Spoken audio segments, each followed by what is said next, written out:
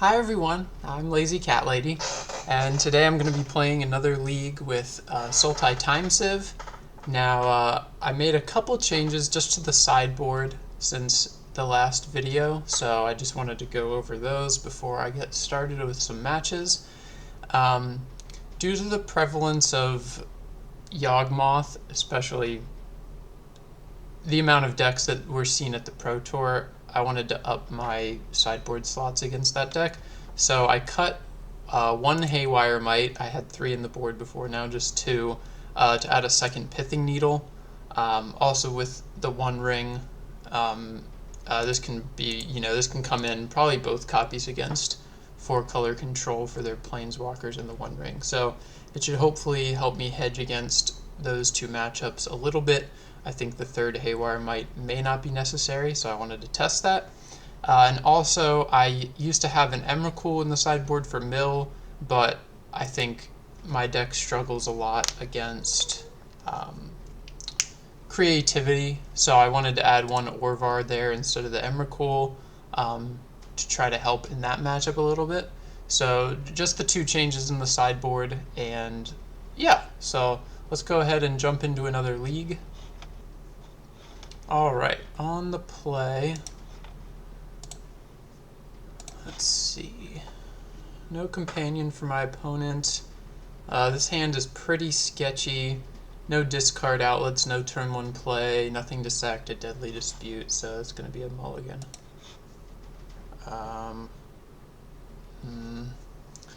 This hand's, well, it's got the Oval Chase. I think we'll keep, because it has Cookbook Oval Chase, we just have to hope to draw into something, which means I could keep both Blood Fountains or keep the Goose. Both Blood Fountains would give me extra draws. Goose would give me extra food if I draw an Asmo. I think maybe the Blood Fountains are more important. I'm going to keep and bottom the Goose and give myself a couple more draws. Still going to lead on the Cookbook to start generating our value, and then hopefully draw into some action off the top of our deck. Time to find out what my opponent is running. Alright, Black Cleave Cliffs. Could be Rakdos. They could just be holding up Push or Bolt.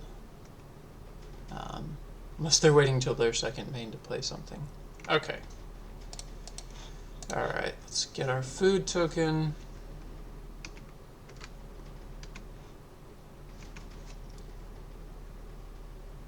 Alright, what do we got? Alright, another Oval Chase. Okay, so we're just gonna play the Urborg, play out this Blood Fountain, pass the turn, and we can bin an Oval Chase on their end step.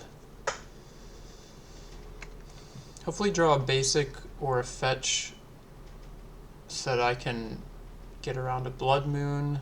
Do they have Dothy? Dang, they do have Dothy. Okay, so here we want to crack Blood token first since we have 2 Oval Chases. Nice. Deadly Dispute is definitely good. We do need to find an Asmo so we can keep generating value off of these Oval Chases. Deadly Dispute should definitely help with that. Saren's Steel Seeker. Here I think Dispute is going to be more important. And I want to sack the Blood Fountain since I have another one in hand, and I'd rather have the extra foods open. Come on, Asmo. Okay, no Asmo. Do I want to use up this treasure? Put something in play? Probably not. I can't block the Dothy anyway. Yeah. Okay. Alright, just pass the turn. It's unfortunate we didn't hit a land there, but next turn we can Academy Manufactor. If we can get Manufactor and Sarenth in play, that's, huge, but, they do have 6 cards in hand. They got the Dothy in play. They might be Blood Mooning us here. And there is the Blood Moon. Okay. I don't want to give up my Oval Chase at the moment, so we will just not do anything on the end step. Alright, good thing we... Oh, perfect draw. We did really need that. And here, I think I just want to get as much value while they're tapped out as I can. So let's get the manufactor down. Let's get Goose in play.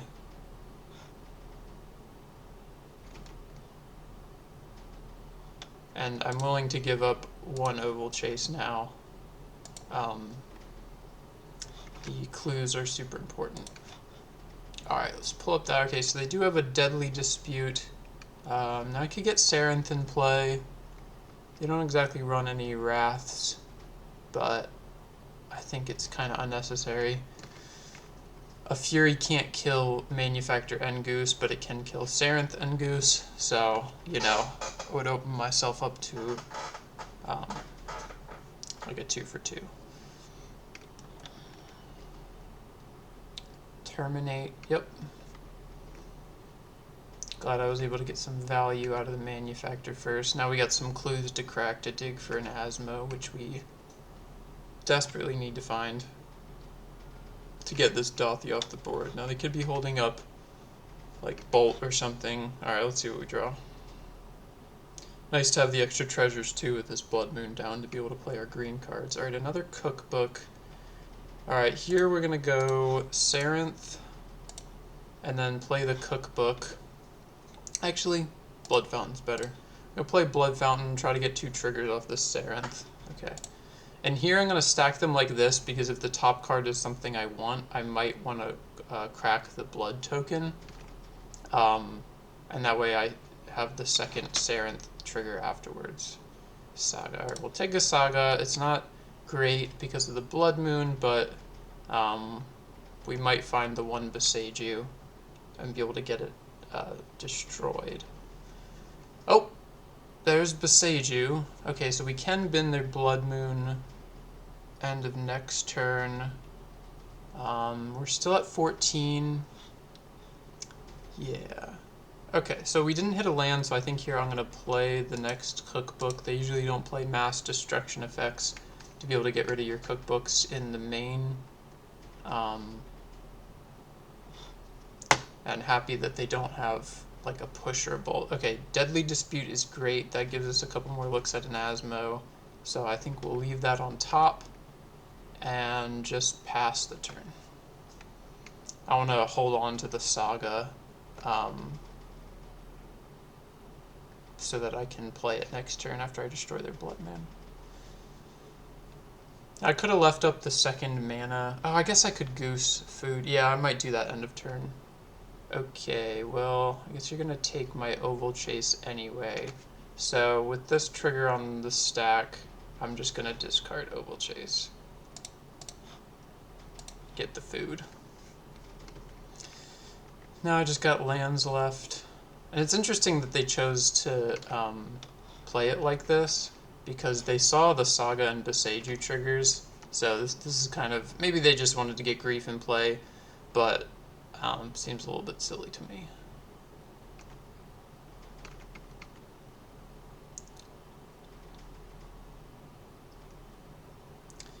Maybe they're deciding whether or not to feign death. And they go for no. I guess they couldn't have hard cast it anyway. Would they pitch? They pitched a feign death actually. That's interesting.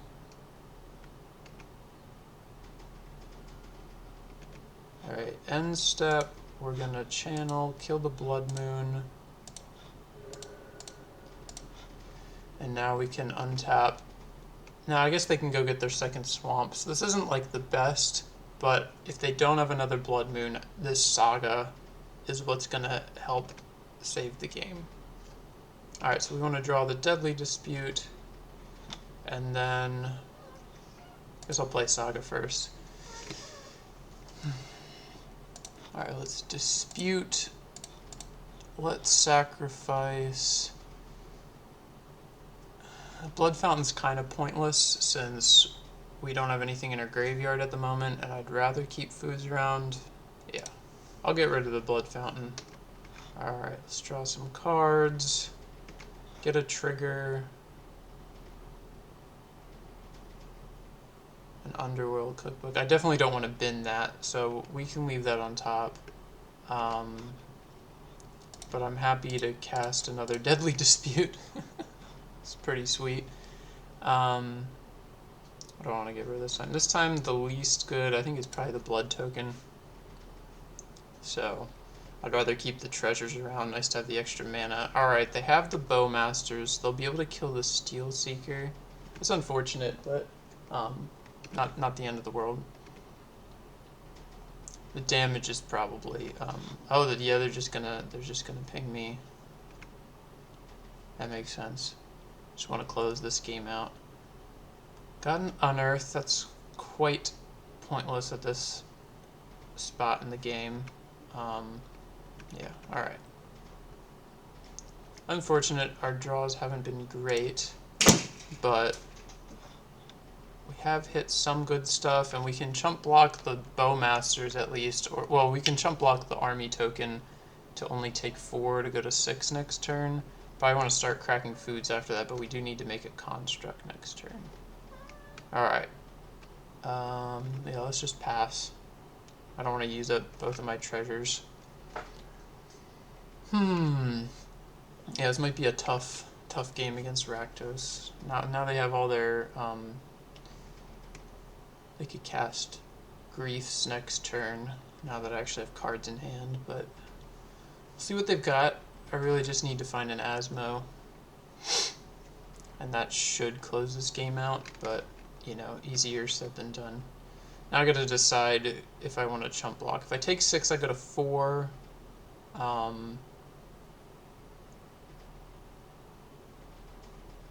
They could have removal next turn. They do need a Terminator push to deal with the construct. I think I want to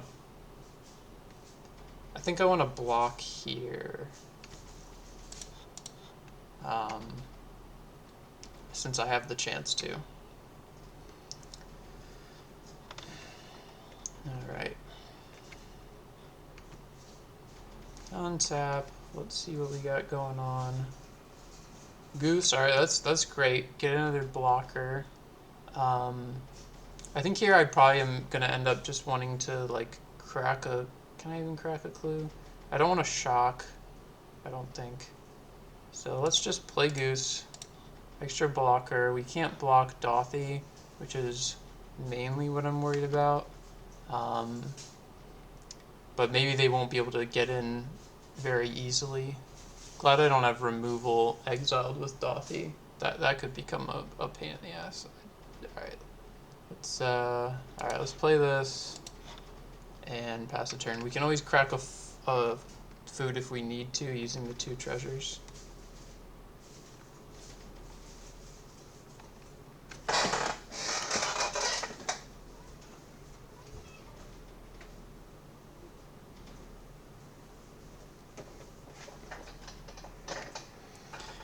Alright. Alright, opponent. Okay. So, I would only be dead to double bolt, so I don't want to crack... I don't feel like playing around that, so I'm not going to crack a clue before... I mean, I'm not going to crack a food before damage. So, Fury? Alright, Fury... I mean, yes, it's going to resolve... Kill Gilded Goose. Alright, end step. Let's make a construct. 12/12. Unfortunately, I don't play Shadow Spear in this list. If I did, this would make things a lot easier. Yeah, I mean, I'm gonna have blockers for the Army and Fury. Take 1 from Bowmasters. That's 4, and then I can just crack a food, possibly 2 with my extra lands, so definitely making another construct. Let's get the 4th cookbook. Alright, play out Urza's Saga. And I could play Sarenth too, but I might just want to have access to the double food sacrifice, which I think is pretty lucrative at the moment. I think I just need to hold back. They don't have to block my construct token because I can't get it to 18. I can only discard 3 cards. So yeah, let's just pass the turn. Got 1 card in hand. Hopefully it doesn't terminate or push. Guess we'll find out. Again, Dothy can cast Deadly Dispute. Thought sees me. Well, they're going to take what they take, so let this resolve. Nothing particularly important in my hand, otherwise I would have played it. I already have 3 cookbooks. They might not bother taking the 4th one. I would imagine they take the Steel Seeker. Okay. I would have taken Steel Seeker, I think, just because the Unearth isn't going to get me particularly anything here. Now, they attack with Dothy. I'm going to play around Bolt. I'm going to crack a food right now. Can't block the Dothy. Alright, go to 4.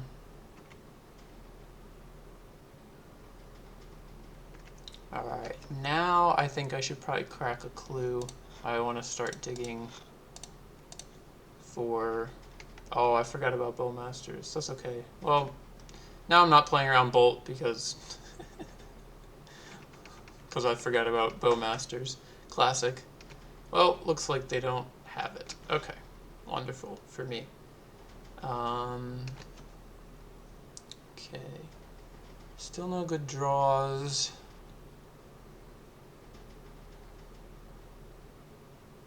If I get in, they have to chump, but they could just chump with the Bowmasters, and then I only have 1 blocker.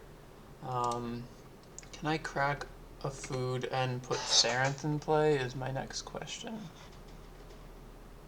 I can because of the treasure token. It might be better to just crack multiple foods though and leave all these as blockers. Although I guess Steel Seeker starts getting me looks at finding an actual Asmo. Okay, I think I'll go with Steel Seeker.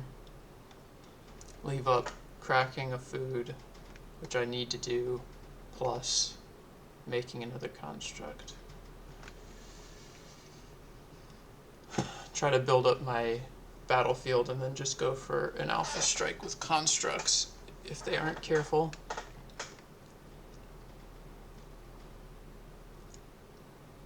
Now I'll have to crack the food before damage. Yeah, again, just get in with the Dothy. That's fine. Let's crack a food. Hopefully they didn't draw the Bolt. I guess I should have done this on my turn. They didn't.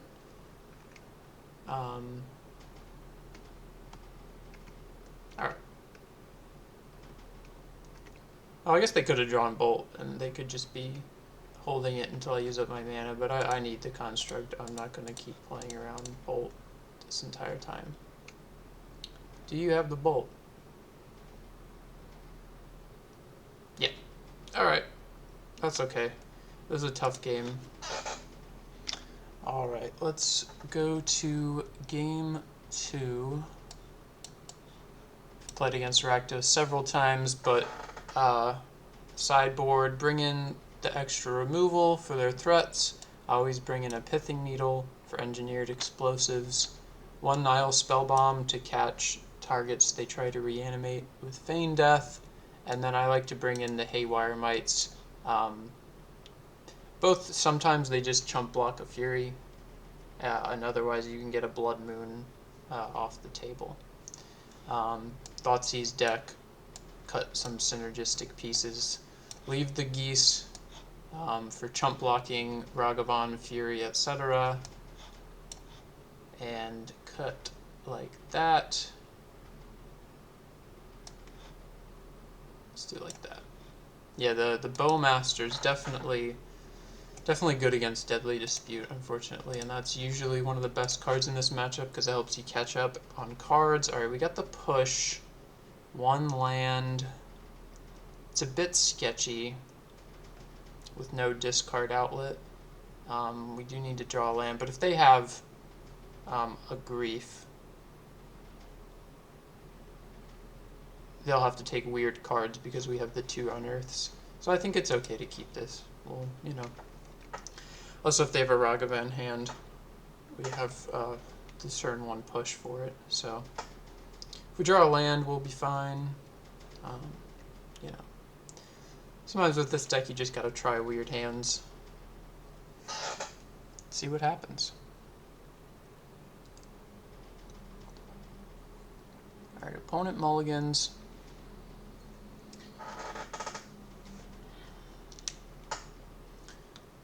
Although I guess Dothy Voidwalker is a bit worse for us than Ragavan. It's always so hard, but you don't want to get turned 2 Blood Mooned either. So, tricky matchup. Definitely a tricky matchup. Alright. Maybe a Thoughtseize. Nope. Okay, so they're probably holding up some sort of removal. Oh no. They're just doing stuff on the second main. Engineered explosives on 1. Wow, they got it out super early. That's unfortunate for me. I guess I don't have too much stuff to play into it, but... Oh. Well, I guess we'll do this now. Might as well. Engineered explosives. Alright. Still need to draw land, but we do at least have that locked up a bit for now.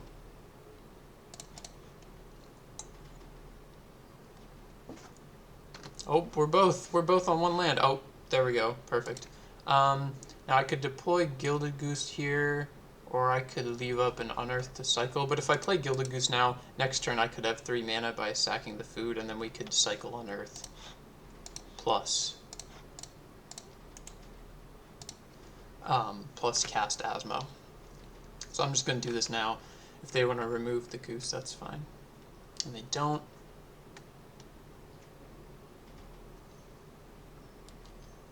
This is a Dothy Voidwalker. Cool. Nice, I have this push left. And it's nice push doesn't get exiled since it destroys, so that'll stay in my graveyard and they can't get it with a future Dothy Voidwalker. Alright. Ooh, Underworld Cookbook.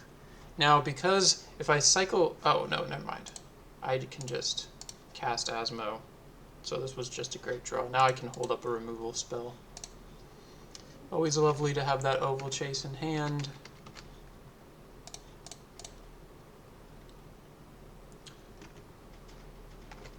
And let's...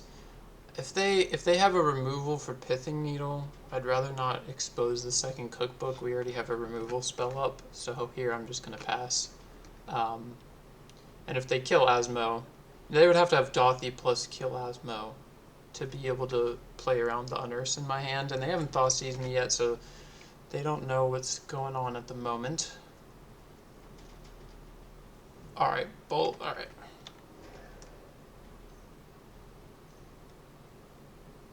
Oof, you should have played the... Oh, I guess... No, never mind, they had to do it this way, so... Everything is A-okay, since we've got these 2 beautiful Unearths in hand. Oh, Basic... Basic is a great draw. Unearth you. Now that we have the 3rd cookbook, I might consider putting a 2nd one in play. Start building some traction, although we can just make a 2nd food with Goose. It's kind of hard to say no to that. I'm just going to do that now, so that if they want to put a threat forward, they can't respond to the Goose activation. We got another Unearth. We got your Engineered Explosive Electdown. They only got 2 cards in hand, so probably what I want to start doing after this is maybe getting Yawgmoth in hand and trying to put some pressure on their life total and close this game out.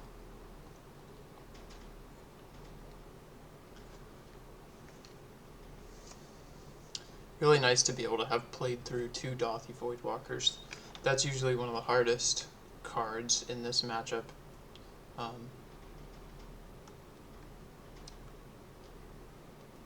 Another Dothy, okay.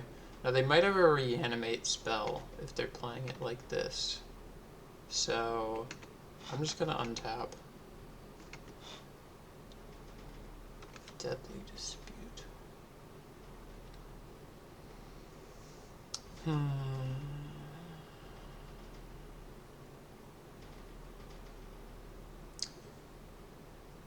So because of this, I do... Well, I guess I can activate Goose to get the extra. I want to be able to cast Deadly Dispute this turn. I don't really have a good thing to sacrifice, though. And I want to be able to have 2 removal spells for this Dothy Voidwalker. But I can't block because of Shadow. So I want to get in with Asmo.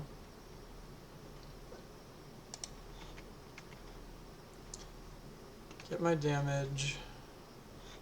No, do I have anything? I have an Unearth Exiled, and they have a Dothy Voidwalker in their graveyard. So I might just want to handle this Dothy Voidwalker now. If they try to Feign Death it when it's in the graveyard, I can get my other 2 foods. So I think I'm just going to do this now and see what happens. Okay, just dies, and that means we can just pass the turn. Now we've definitely walked a little bit more into a Hidetsugu who consumes all, or them having a removal on this Pithing Needle, but we still have a lot of gas in hand, so destroy all artifacts with mana value 3 or less. So this is where I want to cash in Deadly Dispute. It's not going to kill Goose, it's going to kill Needle, Cookbook, and any foods. So here, we're still going to do this. We have an extra mana with Goose now unlocked, so let's Deadly Dispute, sack the food. Okay, we got a Manufactor. I want to hold on to the Unearth, so I think here we can just let this resolve now. Engineered Explosives is back online, which is pretty bad, but yeah, okay. Oh, I forgot that that gets destroyed. Never mind. Don't pay attention to anything I say. They just had to pull the trigger, so this is great. Now we got a Saga. Ooh, second Manufactor. Now I can just deploy threats and generate value off of these Manufactors. Head on life. Got the Goose in play. Everything's looking pretty strong at the moment. Okay. Let's do this. Now if we draw a Time Sieve, we'll be, you know, it'll just win the game, but I want to get you out. Let's get our value engine going. Alright, now we don't get to hold a removal spell up, unfortunately, but that's okay. We can deal. I think we're pretty far ahead. Alright, Magus. Alright, so they do get our Saga, but I think we're in a very commanding position. No extra land for them.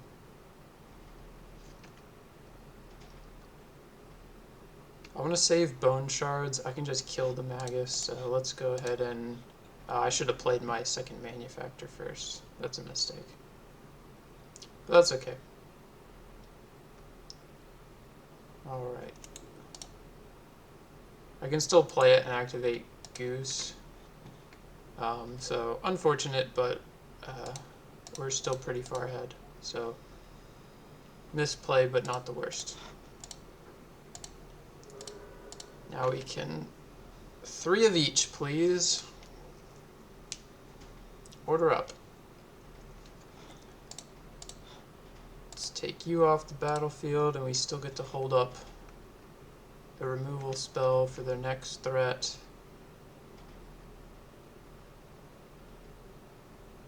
Maybe they're considering scooping here. I don't know. They didn't have a land in hand, so they just have 2 spells. I'm really not sure what's in their hand. Seems unlikely that it's Hidetsugu because they would have definitely played that over the Magus last turn. Yeah, we still have access to Yawgmoth. We've got an Oval Chase as a threat. Now we have a bunch of mana production and clues to draw some cards. Yeah, I think this should be a pretty easy close to this game.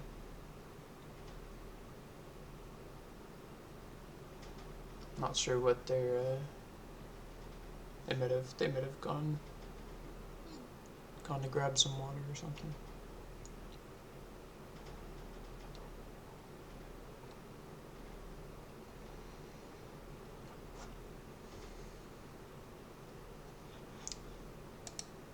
Yeah, and still only the Unearth and Exile, which is very impressive to me. That's 3 Dothy Voidwalkers? Wow. So you can see how much hate you can play through with this deck if you just take it slow. You know, 3 Dothys, removal, engineered explosives, a Brotherhood's End, and a Magus. 4 puts them to 7, and then next turn we have 5. So 2-turn clock at the moment unless they decide to play a Shockland. Alright, let's go game 3. Yeah, I think this is what we want. I don't think I need to change anything up. Let's resubmit. Now the ring is really good against them. We haven't drawn one yet, so maybe that could come up in this 3rd game.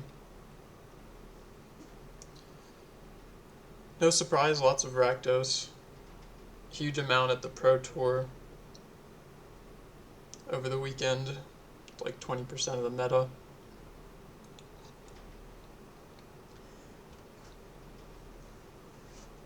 And honestly, it's good that, you know, this is a strong deck, and the matchup is pretty even against our 2 decks, but seeing a lot of it, gives me a lot of practice too. All right, we have the Pithing Needle in hand. If they have a Grief Feign Death, they're probably going to take Deadly Dispute, Blood Fountain, and then our hand it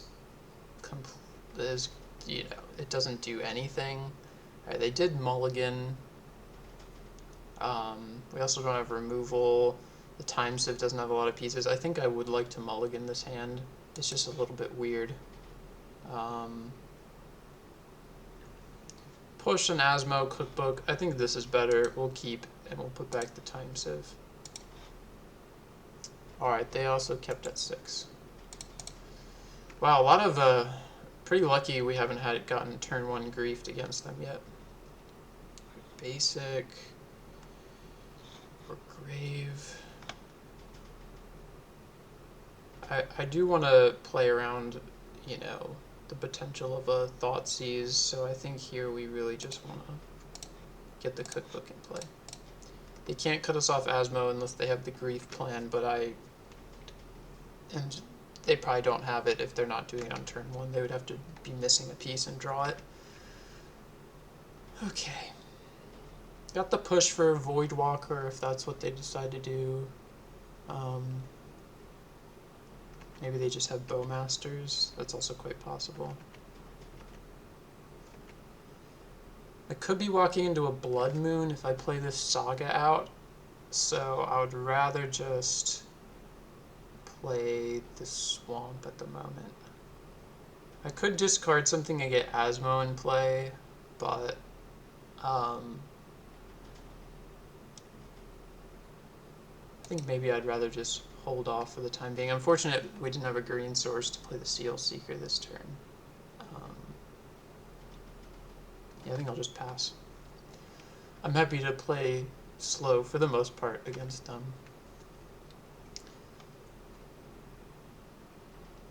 Okay, so probably they don't have Bowmasters. I'd imagine they would just play that on the end step. Oh, they are playing a Mount Doom. Interesting. Alright, there's the Blood Moon. Yep. Good thing we still got this basic Swamp. But now we can't play our Saga, unfortunately. So, wow, 3 Asmos. I mean, I can't play Steel Seeker, so maybe it's right to discard the Steel Seeker. I think probably. Nice, we can use the red mana through the Blood Moon to cast Asmo, which is very convenient. And here we'll just, actually, would I rather play out the cookbook or hold up the push? I think I'd rather hold up the push here.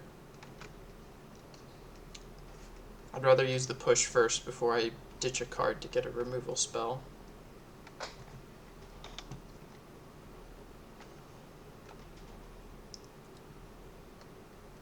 Okay, evoke Fury. Ah, dang. Well, you know, not playing around Fury, but I can just get another Asmo and play next turn. There's definitely another thing to consider in this matchup that I wasn't doing here, but would they pitch Seasoned Pyromancer? Interesting pitch, considering that could rebuild their hand.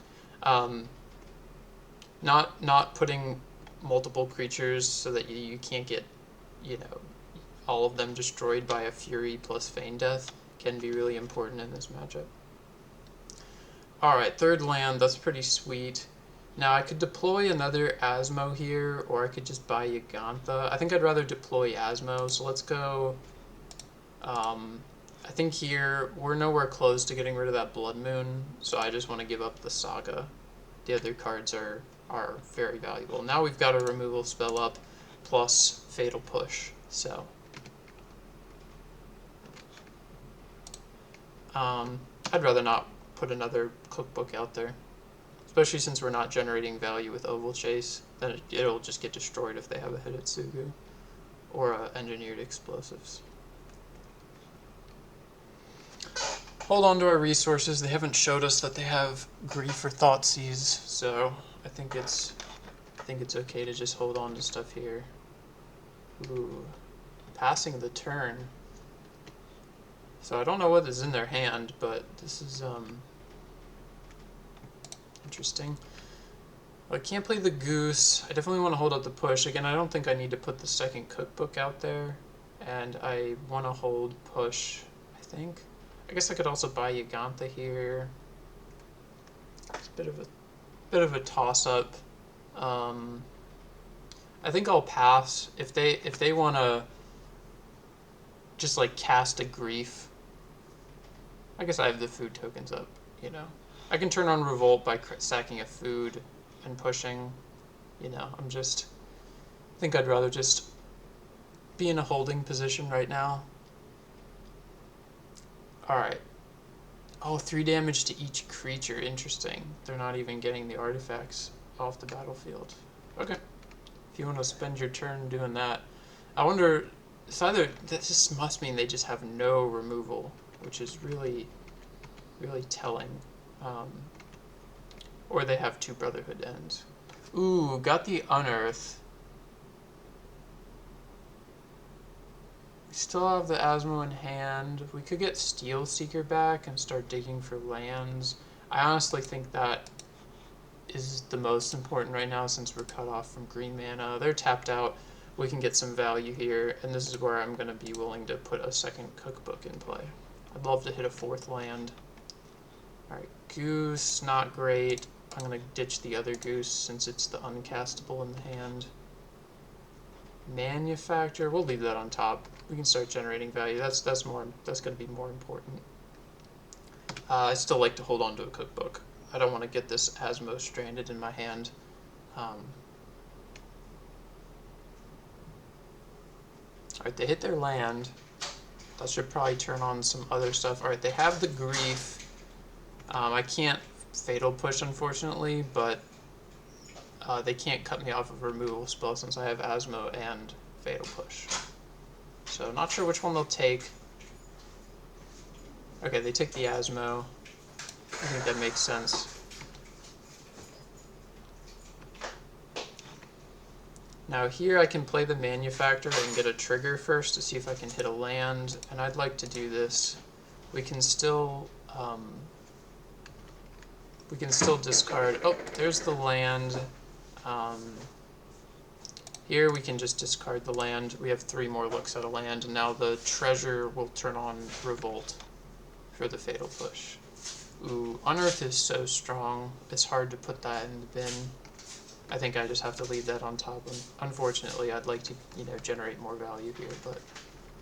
And we want to push their Grief before they can have a Feign Death ready. And then we can get our damage in with the Sarenth Steelseeker. Alright, Revolt activated. Let's get in with Steelseeker. Alright, I only got 5 minutes, so I do have to be careful here. They're at 13. I gotta start playing a little bit quicker. Didn't realize how low my clock was. This matchup is always, so grindy. Chalice on 1. Okay. Alright, that does turn off the Unearth. Fury evoked. What they put in exile? They exiled a Fury. I'm definitely going to respond to this. I can't cast this cookbook anyway. And now I need to dig through the Unearth. Get that out of there since I can't cast it. Don't need the Steelseeker really. Manufacturer's tough to say no to. I'll leave the Manufacturer on top. I really just need to find Time Sieve now. Okay, they didn't have a Feign Death. They got 1 card in hand. Alright, I just gotta play quickly. Alright, grab that Manufacturer. Let's see if we can hit a land on top to keep the party going. We do hit a land. The Blood Moon means I would rather just cash this in for the resources. And now we Oval Chase, that's a great hit. Got a land, now we can get the Oval Chase in hand. Alright, perfect. Let's crack a clue, draw that Asmo. Alright, looks like they got Bowmasters. That's okay. They'll be able to kill, they'll be able to kill the Steelseeker, but we've gotten the value out of it now. And now we can just Asmo shoot down their board. So let's go discard the Overgrown Tomb, get the Oval Chase back, cast you. Alright, they're empty-handed. Let's get the last cookbook. Let's kill your threats and pass the turn.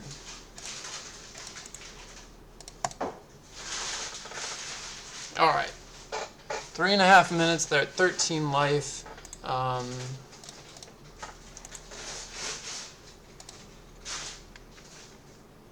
until next end step. Yeah, I'm just gonna kill you now. No cards in hand. You can't have a Feign Death. Probably just want to buy Yawgmoth. I just need to be able to kill them as quick as possible. Alright. Goose is helpful. Alright. We want threats in play. Let's go discard Oval Chase. Just gotta click fast. I won't do too much commentating at the moment because I just want to play as quickly as possible.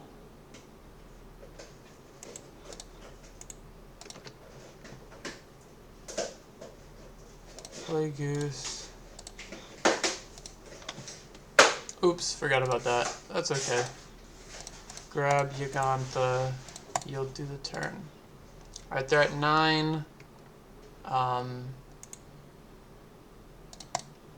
they got a card in hand. I got removal spells up. Let's go to combat. Oh, Time Sieve. We might not even have to mess around with anything. Alright, let's see if they just concede to the Time Sieve. I got 3 minutes, so plenty of time to deal with the rest of what they've got. And I'm not going to be drawing any extra cards. And there we go. Alright, look at that, Time Sieve. Perfect draw. Nice, we won 2-1 against Rakdos. Really good. We've got 3 good showings against this archetype with this video and the past one. Yeah, I don't think there's much to talk about. We performed really well against that deck. You know, I even made a couple misplays and we were able to push through it. So it's just I think this matchup is actually pretty good, especially with the addition of the 1 ring. Alrighty, headed into match 2. Lost the die roll. No companion for our opponent. Yeah, only black mana. We can't really cast most of the cards. No discard outlet for Asmo. That's going to be a mulligan. Oof, another really rough hand. Yeah, we're going to have to go to 5. Just, you know, again, no discard outlet. Time Sieve, kind of a dead card with this kind of hand. Oof, these have been some really rough hands. I'm just going to have to keep at 5 because going lower is really not a good idea. I think here we want to be able to rebuild, so I think I hang on to the Deadly Dispute and maybe bottom. We could either bottom both Manufactors or Manufactor Ring. We're nowhere near to casting the ring, but we could unearth a Manufactor, so I think we'll keep bottom Manufactor Ring. That way we've at least got the Oval Chase. If we can find a discard outlet, we can get that turned on. Alright, looks like could be Control, could be Murktide. Here with no play, I think I'm just going to play Fetch, Pass. That way we'll also, you know, give a little less information. We might get a tap for Watery Grave. Get some more information about what our opponent is playing. Steam Vents, if they consider it's probably Murktide. Alright. I think it's pretty safe to say it's Murktide. Alright, they leave on top. It's not a good sign. They do play Blood Moon, which makes me want to get a basic here over the Time Sieve, and I think that is what I'll do.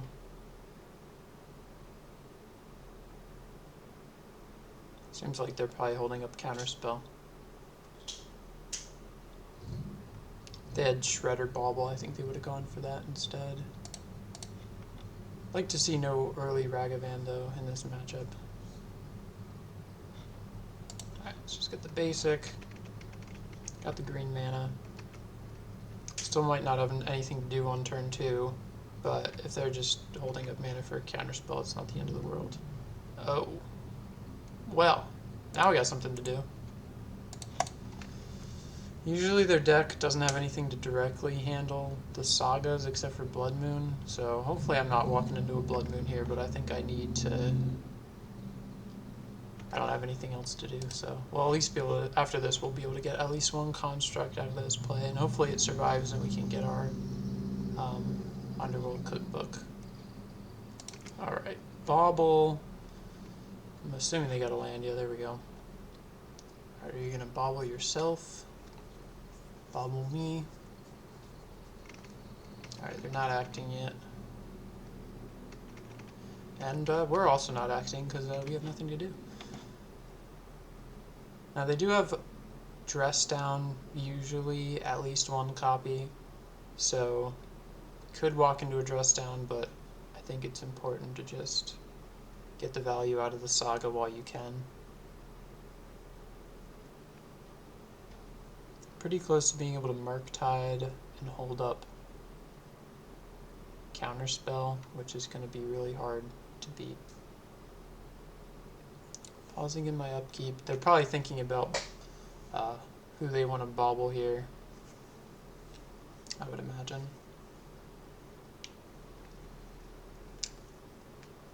If they do Bauble me, I'll separate that card so I know that they know about it. Might as well organize right now.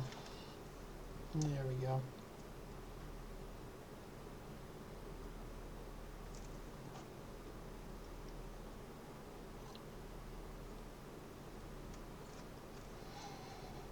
All right.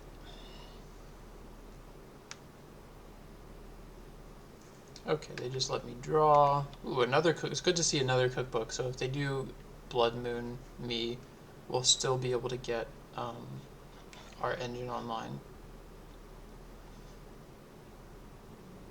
They could have I could start deploying cards this turn. They could have a Spell Pierce.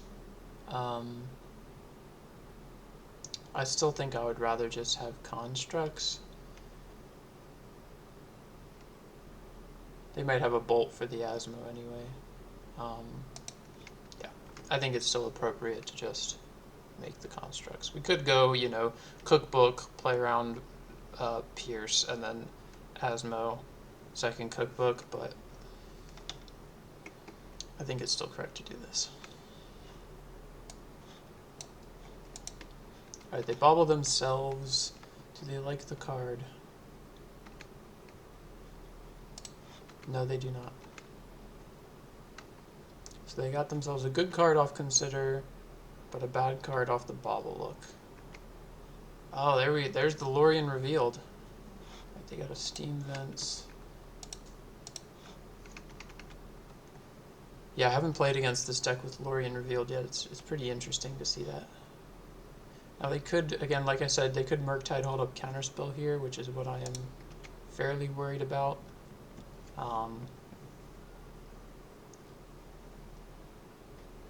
It looks like that's what they're doing. They still have the Steam Vents in hand because they played the Delta. Alright, I gotta contend with a 6/6 Murktide. It is a 6/6, so Asmo can kill it.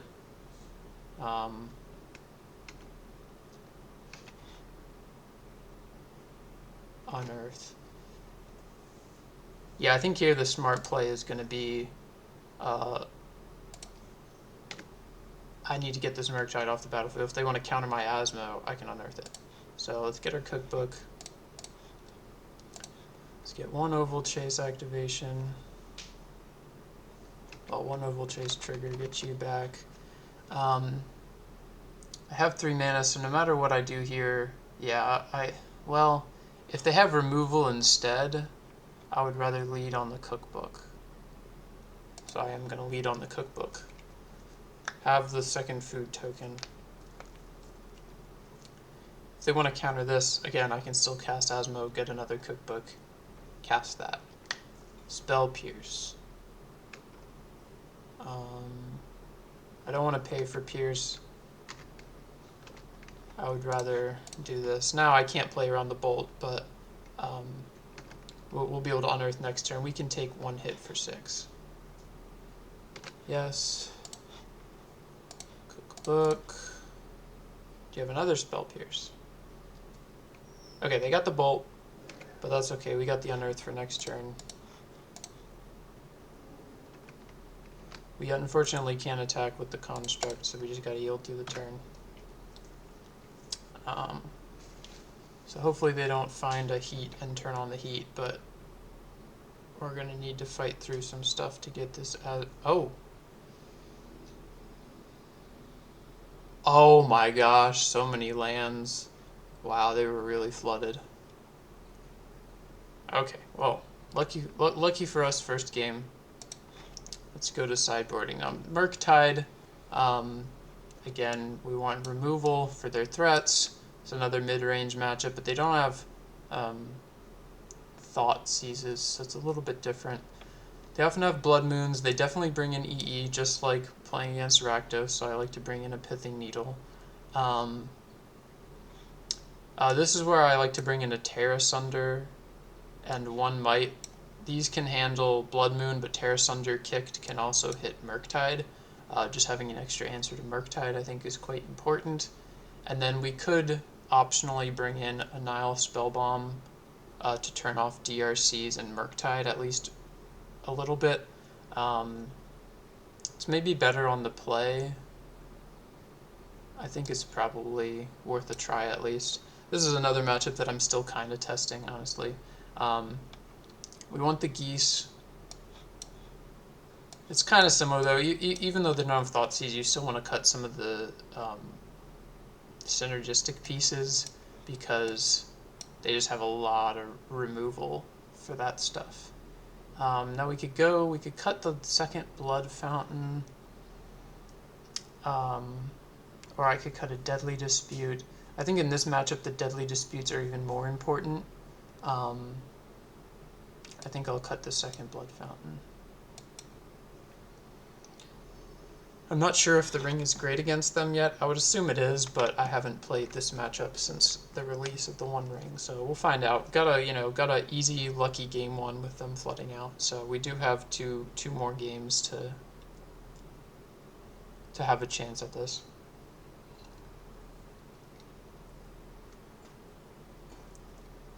They had a really slow hand last game, so should be interesting. Definitely another interesting. This one I'm a little lower than 50% on. Got the Saga, but if they have a turn 1 Ragavan, we really just don't have much going for us. Got the Terra Sunder, Deadly Dispute. It's an okay hand. It's not the best. I think he won a little more action against Murktide.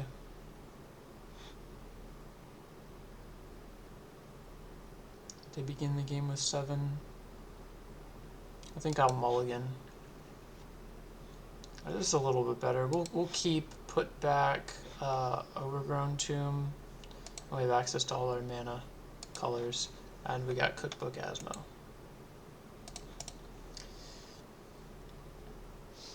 If they hold up their mana, I may not. Okay, they just have the turn 1 Ragavan. I don't want to show them the basic yet in case they want to turn to Blood Moon. I'll still be able to play through everything. I'll just play the Cookbook here. Get that in play. Unfortunately, we really kind of need to find an Oval Chase, but I can buy some time. Interesting. Tormod's Crypt. Okay. Alright, let's see what they hit. Hopefully they don't hit Oval Chase. I have had this happen. Or I just needed an Oval Chase, and that's what they exile off the top. Alright, they took the Terra Sunder. That's good to know about. Ah, this is unfortunate. They're just going to get to exile the Cookbook. I assume that's got to be the right play. I'll be surprised if they don't. Yeah, okay. This is super unfortunate for us. Honestly, because of this, I think I need to just discard an Asmo so that we can have the Unearth online. Alright, 1 Cookbook down. This isn't boding too well for us. And this is the unfortunate thing about this matchup. The cards that you bring in against them are often also good against you. I don't really see a way around it, but Ragavan can often steal, stuff from you. I could go for the Unearth now. They could have a Spell Pierce or a Bolt. But I don't really want to. We can't play around the Pierce, so I'll just Unearth now.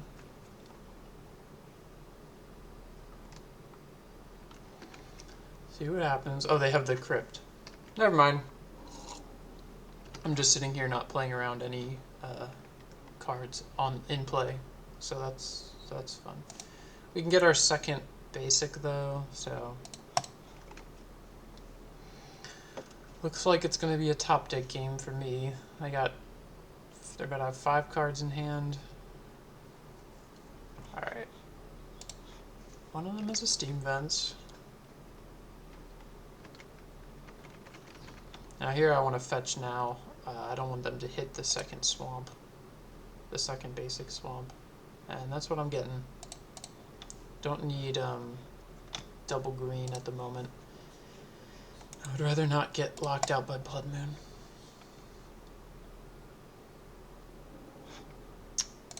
Dang. Urza's Saga probably would have been a pretty good draw. Next turn, probably no matter what, we're just...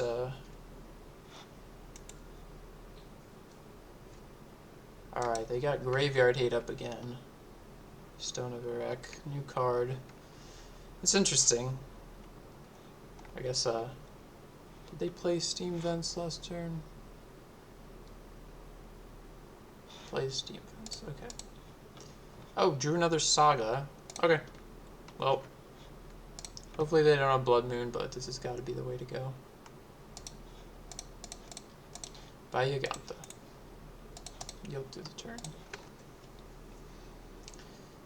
Yeah, these Ragavan hits are gonna, you know, be frustrating, and they're probably gonna have removal for the first construct, I would imagine. But this is the way to go.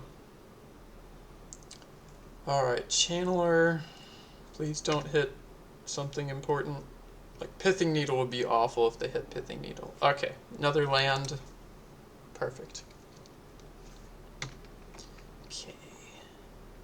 Alright, Deadly Dispute.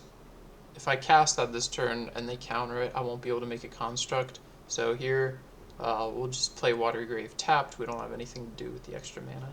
And we're just going to be making some constructs. I'm happy to trade this 2/2 construct for their Ragavan, even though my construct is going to grow and their threat isn't. I really just want to get this off the battlefield, and I have a feeling they have a Heat or a Bolt, so it's not going to matter either way, and I'd rather force them to use their mana now. Got the Heat. Instant Sorcery, Artifact. Alright, they left on top, so they don't get the extra damage with Channeler, which is good. Okay, dang. Second Urza Saga would have been good, but they hit 2 sagas now? Dang, so we only got 1 saga left. That's rather unfortunate, but thus is life. Ooh, wow, we really just, all the sagas are just all on top. Okay, now we could get a cookbook. Oh, you're heating the construct now? That makes sense. Can't do anything about that. Leaves on top again. Alright, another construct down. We could either needle the Stone of Erek. We could get a Nile Spellbomb to turn off Murktide and shrink and make sure the Channeler doesn't come online. We could get a Cookbook to turn on our Asmo. And I think because that's removal and they have these threats in play, I think I'd still rather just get Underworld Cookbook. Play the Saga. And here we would just want to discard. I'd rather keep the second basic. I think Yawgmoth here is the least important card in the hand. So now we got a removal spell online unless they have counterspell. Alright.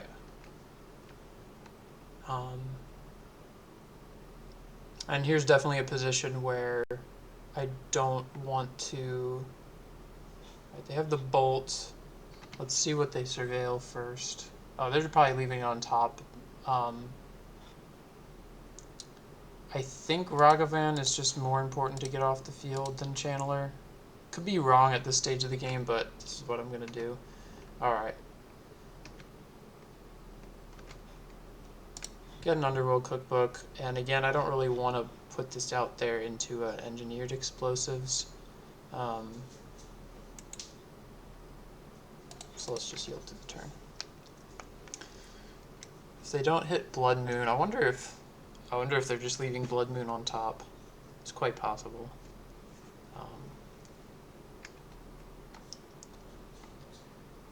Okay, Iteration. That makes a lot of sense. I'm assuming that's what they left on top, because that's just such a strong card for them. Alright, they've been to Steam Vents. Let's see what they exile.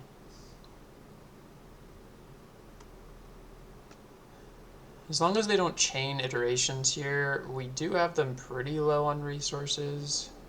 Alright, they hit the EE. Probably just going to hit it, yeah, cast it with 0. Now this is okay because we can fetch up the Pithing Needle. They have a Murktide too. Oh, dang, they got a Ragavan on top of everything. Okay. Well, we at least know they have a Ragavan in hand after this turn, but we are at 5. So they have us dead next turn.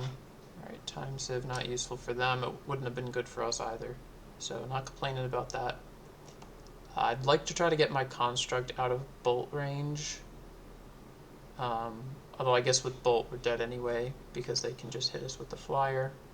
So let's find out what happens. Alright, another cookbook. Strange. Now we could do Deadly Dispute and dig for something.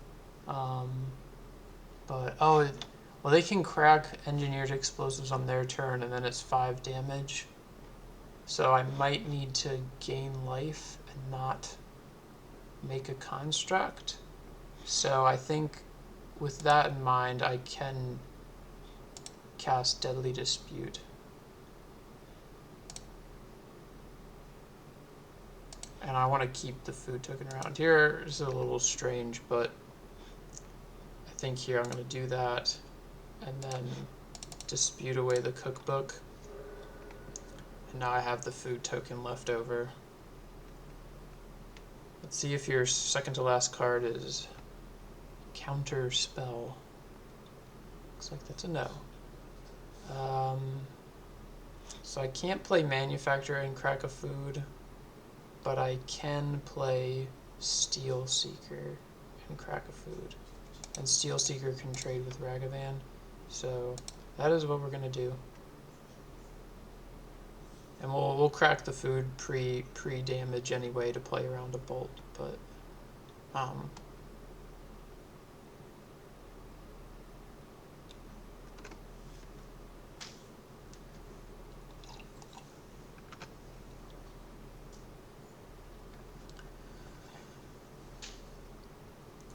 next turn we could make a construct if we think that they're not gonna crack the explosives in response to the Saga trigger. I don't know if they...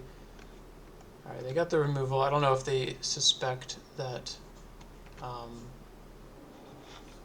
they put a card on top of their library. That's not good news for us.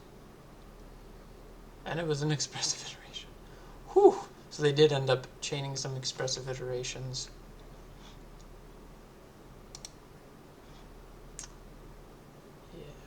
We're definitely going to have to needle the explosives no matter what. Okay, they got this in exile. Are they casting the one from exile? Yes. Okay, so we still know that they have a Ragavan in hand. Let's crack our food, stay alive, heal through the turn. Now they don't have enough to crack Stone of Erech or EE, so this is going to be an easy make construct needle. But I'm going to also need to make a food token to stay alive. Oof, backup channeler. We might actually have to get Nile Spellbomb. Turn off these channelers. With that in mind, can I even make a construct if I need to Nile Spellbomb? I don't think I can. Because I can just crack EE and still get in for 4. Yeah, we're just going to have to float colorless here. Let's get the Spell Bomb, draw a card and turn off their channelers. Draw the Oval Chase. Okay. We can manufacture Cookbook, or we can cook... Oh yeah, no, we gotta put a blocker in play. They have... Whew, there's a lot going on. I think I don't want to play around another removal spell because that's just a little bit too much. If they have it anyway, I think we're probably losing this game. So just generate some advantage. Hopefully they don't turn on Delirium somehow with the 2 cards left in hand. I can block the Ragavan and take 2. And if we survive this turn, we might be able to turn the corner. They do have a draw.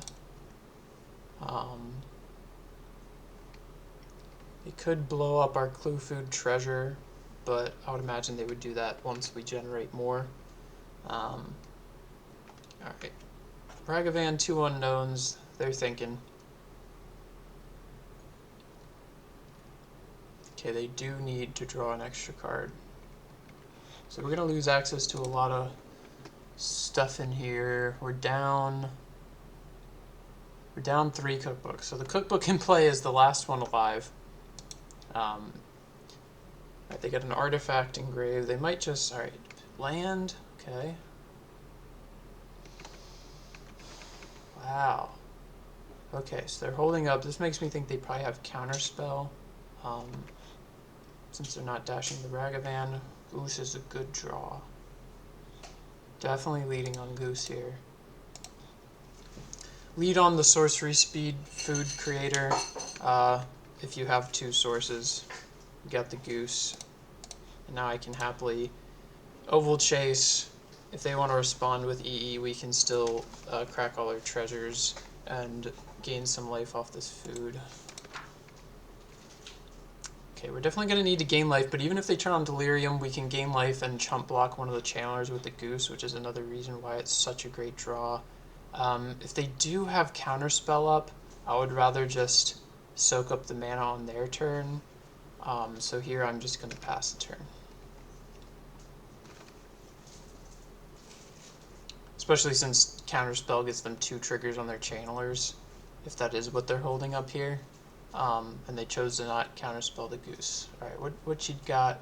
Alright, destroy all my zeros. So here's where I just want to crack some foods.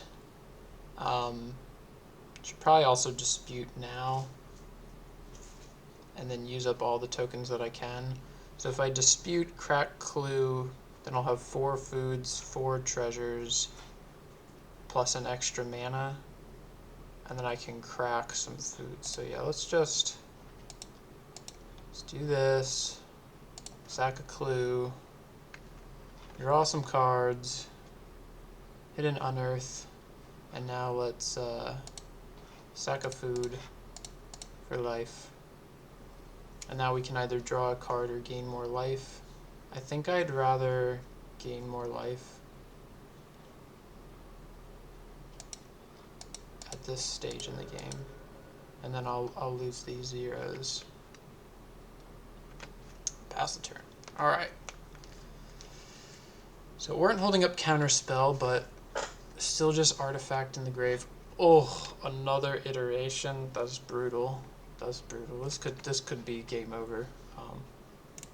I don't have any actions to do, so we can just yield. Land, sorcery, artifact.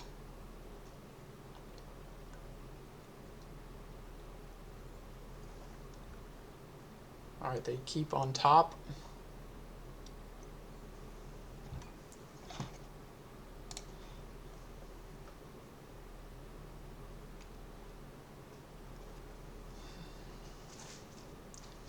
They have Bolt. What entered exile? Oh, Polluted Delta. Okay.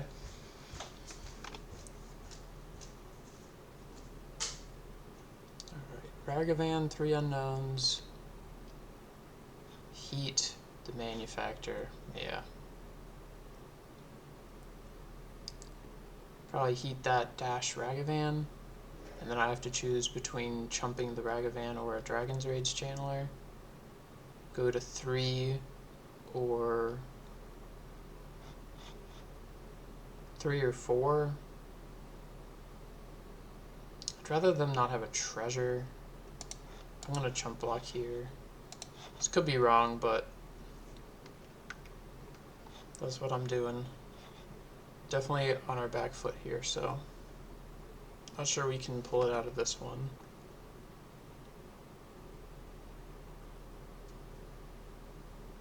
Okay, that definitely keeps us alive. Here we can unearth the Manufactor,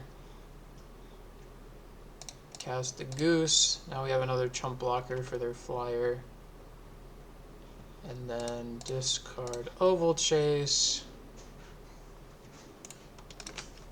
Now I gotta choose between drawing. Oh, I don't have to choose between drawing and gaining life. I can still go up to 6, chump block 1. I think I need to draw a card to try to pull out of this match. Oh, dang. Alright, well, we can't crack this now. We can still crack a food on their turn. So hopefully they just don't draw into more removal spells.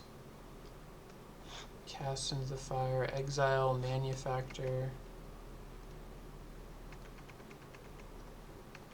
Okay.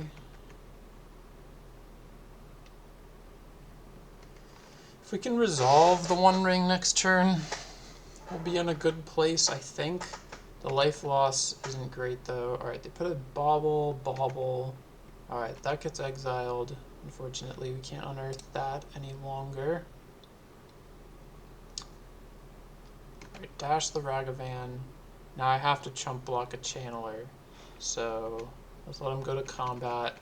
They're going to get the top card of my deck. Let's go to blocks. Here. Gain some life.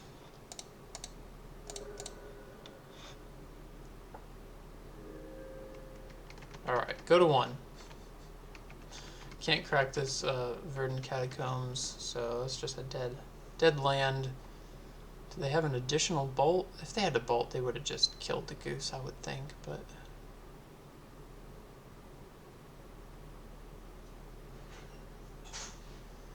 We're up on time too, which is great, considering our deck is pretty slow. Alright, what do they snag with Ragavan?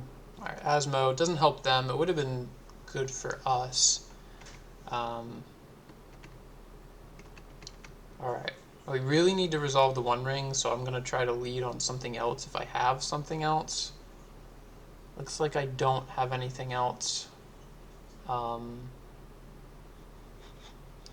then we'll have 1 mana left up.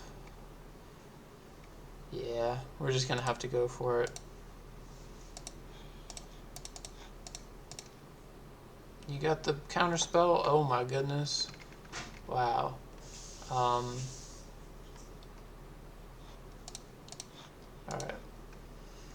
Well, we're not dead next turn. I can draw a card, but then I'll have to crack a food in my upkeep. I think that's okay. I have enough mana to crack 2 foods in my upkeep, so... Magus? Oh, this is honestly great for me. That turns my Verdant Catacombs on. That's... Honestly, that's great. Alright, what are you casting now? Oh, and they have to attack, which is also interesting. Doesn't really help because I don't have anything that's going to go to combat, but okay. Alright, Murktide Regent.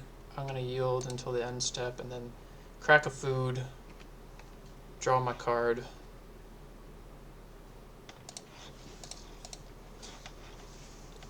Alright. Let's see if we can come back into this game somehow. Untap. Alright, because now we can just lose our life. Alright. Let's draw 2 more cards before we make any decisions. Needle. I can Needle EE. I might want to crack this clue token. Goose can chump here, and then it's 8 damage. We're going to need to find something or crack a bunch of foods. Oh, I can't cast Goose. Okay, that makes things easier. Does it? Can I take 10? I'd have to crack 3. I think I have to find something. So let's crack our clue first. Push. We can push Channeler or Magus. We have Revolt on.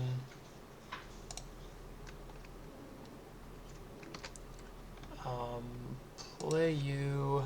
Come in as a mountain. I can push, crack both foods. So if I push Channeler, go to 9, then I'm taking exactly 9. So I think I'm just dead. Yeah, I'm just dead here. Okay. Alright, let's go to game 3. I think we leave it the same. I liked having the Nile Spellbomb. So, yeah. Now we know they bring in Stone of Erech against us.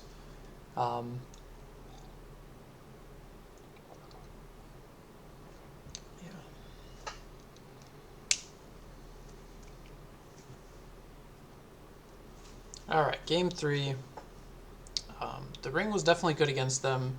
We just had a really, really slow kind of land heavy draw, and they just got to run away with the Ragavan for a while. So hopefully we can come out the gate faster in this third game. Push was a little too late, unfortunately.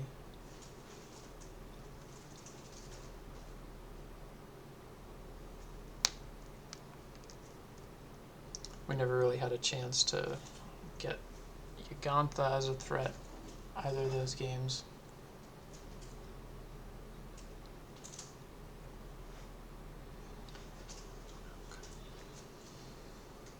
So I thought the Magus was... I guess I could have pushed the Magus and then played the Goose. Yeah, so I think I misplayed there. But that probably would have just bought me that one turn. I'm not sure I would have been able to come over that. But good to keep in mind. Unfortunate that I missed that play. Crack Clue, push Magus, cast Goose, crack 2 foods, go to 9, chump Murktide. You gotta hope they don't have removal, but you chump Murktide, take 6, go to 3. That should have been the line. Alright, opponent might be reevaluating their sideboard plan. I think they brought in good cards against me, but I don't know exactly what's in their sideboard. We do know they played Magus as well, though, so they definitely have access to Blood Moon and Magus, which is interesting. It used to be you would really only play Magus if you were already playing 4 Moon, but maybe they're playing some kind of split. I haven't looked at those splits, the numbers for standard lists. Alright, we're on the play. Yeah, Terra Sunder isn't great early game. It's more of a late game. 2 oval chases. Nothing to sack for dispute. Let's mulligan that. Now we have to hope they don't have a Blood Moon, but this could be an okay draw. We can turn off Engineered Explosives. I don't really like to mulligan much further than this. Going to 5 can be pretty bad. I'm gonna just say keep, and we'll hope that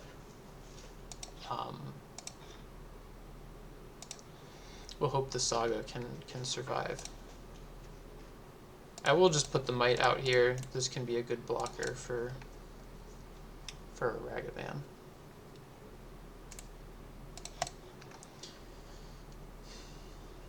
Unless we really need to get rid of a Moon, but I'm... Alright. Got red mana up. Cookbook is a pretty decent draw. Let's go to combat.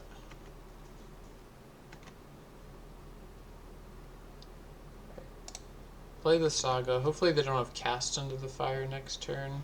And I think here I want to play the Pithing Needle. See if they have a Pierce. Alright. Let's name Engineered Explosives. Tells me they probably don't have a Pierce, so I should just play the Cookbook. If they do, if they were waiting to pierce something else, that's fine. And I'll take it. Okay. Pass the turn. Lorien Revealed. What do you reveal to Lorien Revealed? Basic Island. Basic Island here, to me, might mean they have a Blood Moon coming turn 3. Thankfully, they didn't have a Ragavan hit that allowed them to do a turn 2 Moon. Alright, there's the island.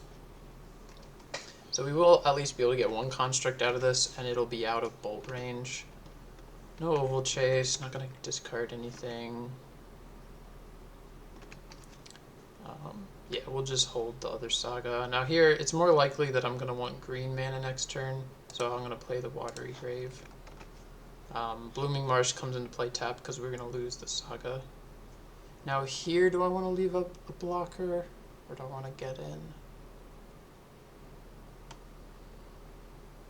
I have a blocker with the Construct, so I think we'll just try to pressure them a little bit. All right, we're still up on clock. I'll try to pick up my gameplay pace just a little bit to pressure their decisions. Another long matchup. There's a lot of long mid-range matchups. You know, this Sultai Time Sieve can win against mid-range, but it takes a lot of grinding. If we can find an oval chase, that'll really help us push through to the late game. Right, they got a dress down. That's going to be active until their next end step. Which means I'm probably just, well, I'm not making a construct right now because it's just going to immediately die. Haywire Mite's turned off, so pretty unfortunate if they have the Blood Moon here. They have the Magus. So making the construct doesn't do anything, unfortunately. Yep, and it's not a Blood Moon, so I can't get it with Haywire Mite in the future. I'm going to have to find removal. So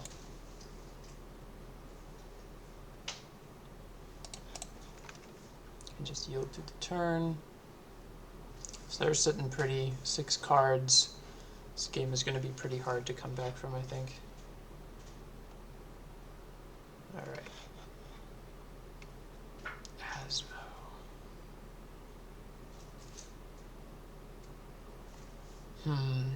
We would have to be able to discard 2 cards to get this Magus off the board. I think I'd rather just play our land, buy Yawgmoth this turn, and then that'll give us the extra card that we can discard next turn and still hold on to the Saga and maybe be able to remove this Magus of the Moon. Although, you know, now they'll have the mana up for Counterspell if they leave both of their islands. Spell Pierce won't do it since I'm casting Asmo. Although I guess piercing the second book turns off the removal spell anyway. So we'll just have to see what happens. Holding up all their mana does not bode well for me. Okay, they got a Channeler. They could still have the Counterspell up, so I'm still a little wary. With the Channeler in play, I don't have black mana to get a card off of the Spell Bomb, though. That's rather unfortunate.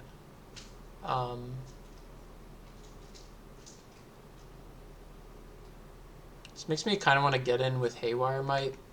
They have enchantment, land, sorcery. They could instant speed something and give it Delirium, though. Definitely some tough choices here. I don't really want to give up all these resources just to turn on Asmo and have it countered. But maybe I'm just going to have to do that anyway.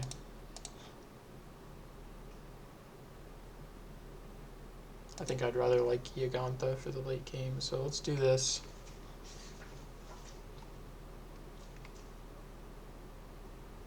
Find out if they have a counterspell.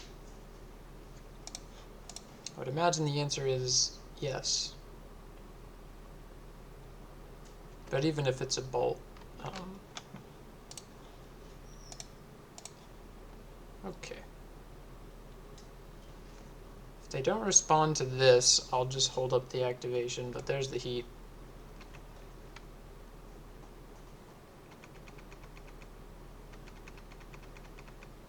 Put a land in the bin. Oh, they didn't have Delirium. Oh, until after it resolved. Oh, oh, that's wild. Now, yeah, I think I just gotta act now.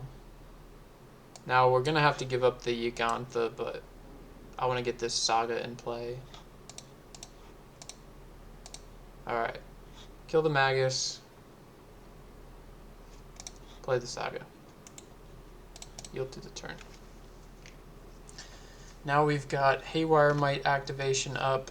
In case they do cast a moon next turn, we will lose the Saga, but we can float green in response to the cast, and then exile it with the floating mana. Alright, they got 5 minutes left. Let's keep pressuring their clock. What do you got? I've already gone through one dress down. This expressive iteration is obviously quite good. Alright, Bolt. They can get rid of our Asmo. That's what they do.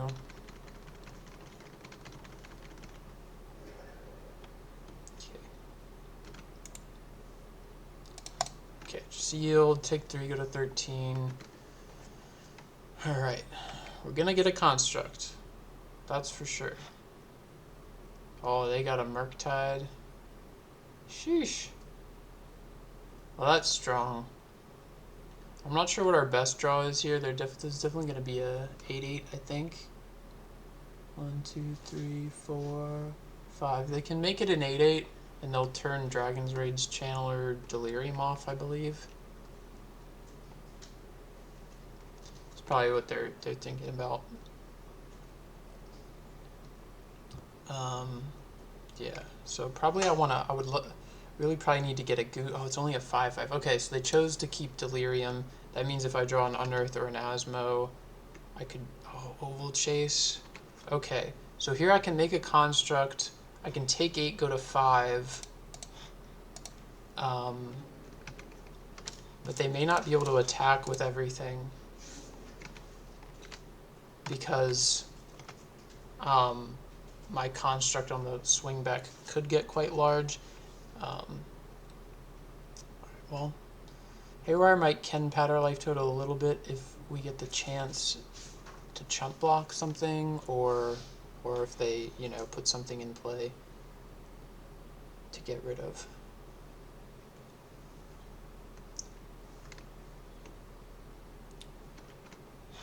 Heat the Might, okay. This might mean they have a Blood Moon, but I'll take the 2 life.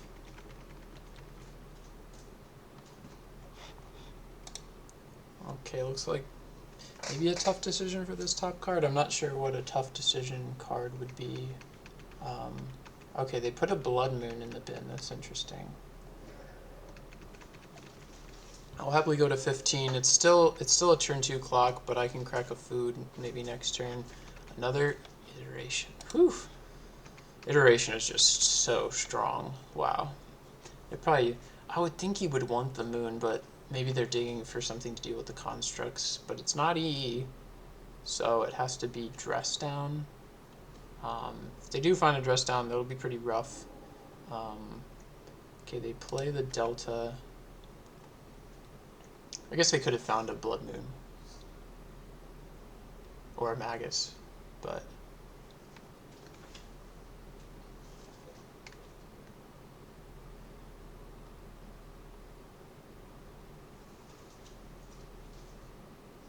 If I can stay alive long enough,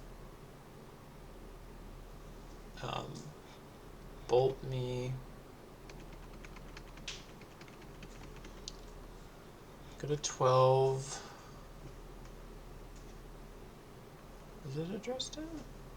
If it's a dress down, you shouldn't cast it now. Another Murktide? Oh my goodness, am I just dead here? 13. Oh, now I gotta crack a food. I mean, it's okay, I'm not dead, but I don't get a construct, so this is pretty bad. And with this in mind, I probably just want to crack both foods. Probably need to draw a ring to survive. Land, I don't think that's going to do it. I can't make a construct. And all we got left is cookbooks. Yeah, even if I crack 2 foods, I go to 11. I don't have any chump blockers.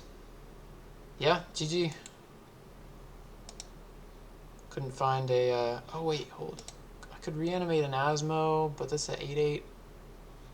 Could go 1 food, 2 food. I only have 2 food, so yeah, still not enough, but GG. All right, so 1-2 versus Murktide. Yeah, definitely tougher, I think, even than Rakdos, just because of those expressive iterations. Really, just can pull them out of tough spots. And unfortunately, that matchup, just because of how the cards in that deck are just so powerful, it's really hard to have like sideboard slots for Murktide, unfortunately. You know, like they're always going to have Counterspell, Spell Pierce, Heat Bolt, Ragavan, Murktide, Blood Moon. And you can't play around everything, and there's really no card that like hoses that deck, at least in this style of deck, so, you know. Alright, so 1-1 so far, and we'll move on to the next match. Alrighty, jumping into our third match here. Lost the die roll.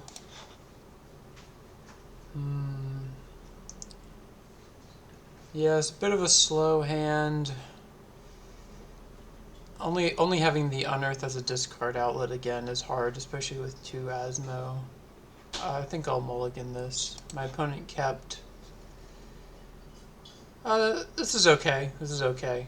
We don't have the Oval Chase, but Sarenth can act as kind of a backup, basically. So here I'll keep... We don't need all 3 cookbooks, so I'll bottom that. Alright. Okay, well, we're up against some form of oops all spells. Yeah, we do have some sideboard cards for this, but this can be a tough. Oh no, never mind, it isn't. Oh, it's just Rakdos. What do I want to do here? I could discard Sarenth and unearth it, but I think that's kind of pointless. I would rather just use up my cards to get the triggers, so... Alright, well now we gotta find an Asmo. It's gonna be good to get the basic, and next turn they could play a Blood Moon if they really wanted to. So I'm just gonna go ahead and get basic now. Basic Swamp. Let's play out... Do I want to do Steel Seeker, or do I want to Deadly Dispute?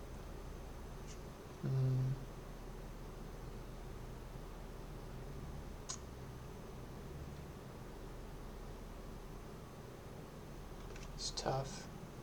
I think here the Deadly Dispute is more valuable, since Sarenth, if it isn't a land, it's just going in my graveyard anyway. So I'm just gonna cash this in now. See if we draw something else we want to play. We don't. Alright.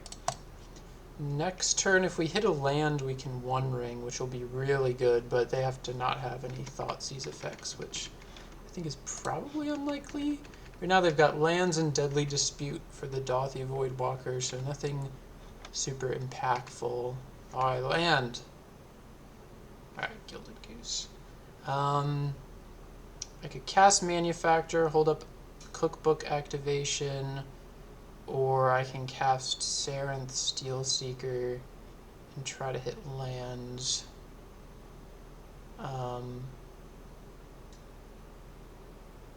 Probably holding on to removal would be my guess. Yes, tough. I think here I'd rather put the Goose out, and if they don't kill it, that's another mana source. Yeah.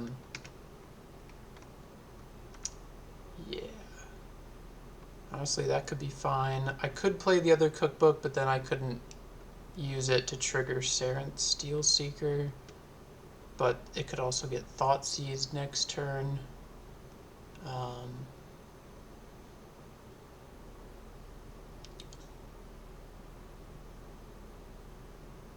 I think maybe I'd rather have it in play. Alright. Well, if they don't kill the Goose, I can ring next turn without hitting a land. Alright, they have Bowmasters.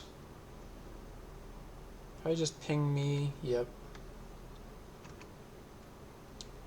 Good thing I cashed in the Deadly Dispute earlier before they were able to Bowmasters.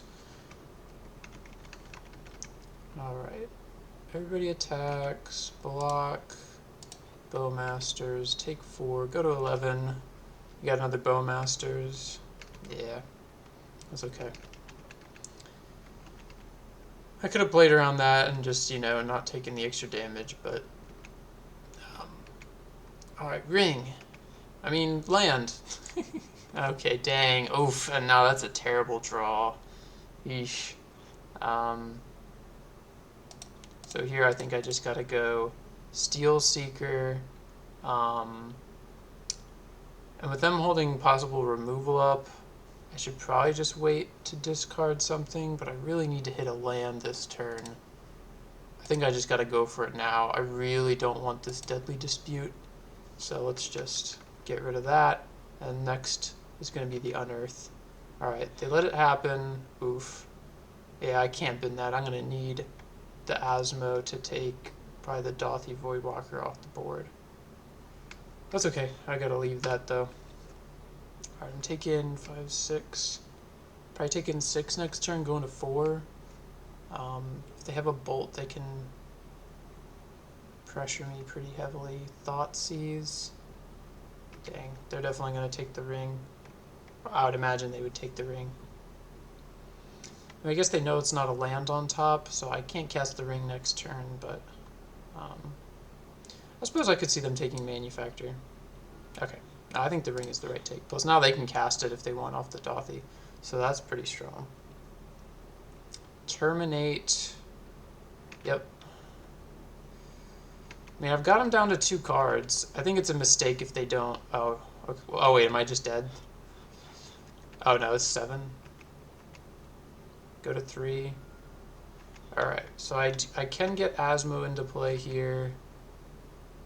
Draw Asmo, so let's go... Okay, they can't have push-up because they don't have any permanents to remove. Well, they can't have push-up for my Manufacture. So I think I cast Manufacture, discard Unearth, and then I can cast Asmo. And now I can generate a lot more value. So we do lose a card to this Voidwalker, and now we really just have to, we gotta kill the Voidwalker immediately. Because I don't want them being able to cast the ring. Get a cookbook. Now I'll just hold this other cookbook because I could discard it and get another removal spell. But I gotta kill Voidwalker now. Hopefully they don't have a Feign Death. Alright, they do have the Feign Death, so now I gotta decide what I care about more. I mean, I think I need to kill the Voidwalker no matter what. I can wait till it comes back, and yeah, once it goes to the graveyard, then I'll discard so that it doesn't get exiled. But I really just gotta discard this and kill this Dothy Voidwalker before they untap and get to cast the ring. Alright, well, we dealt with that at least.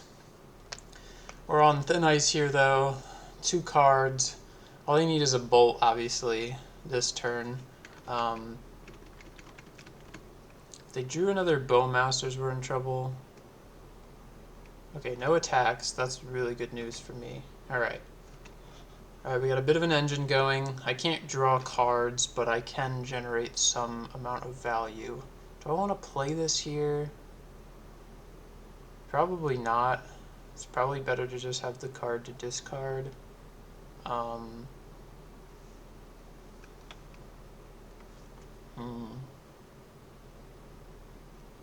Might want to buy Yawgmoth, and I think that is what I'll do.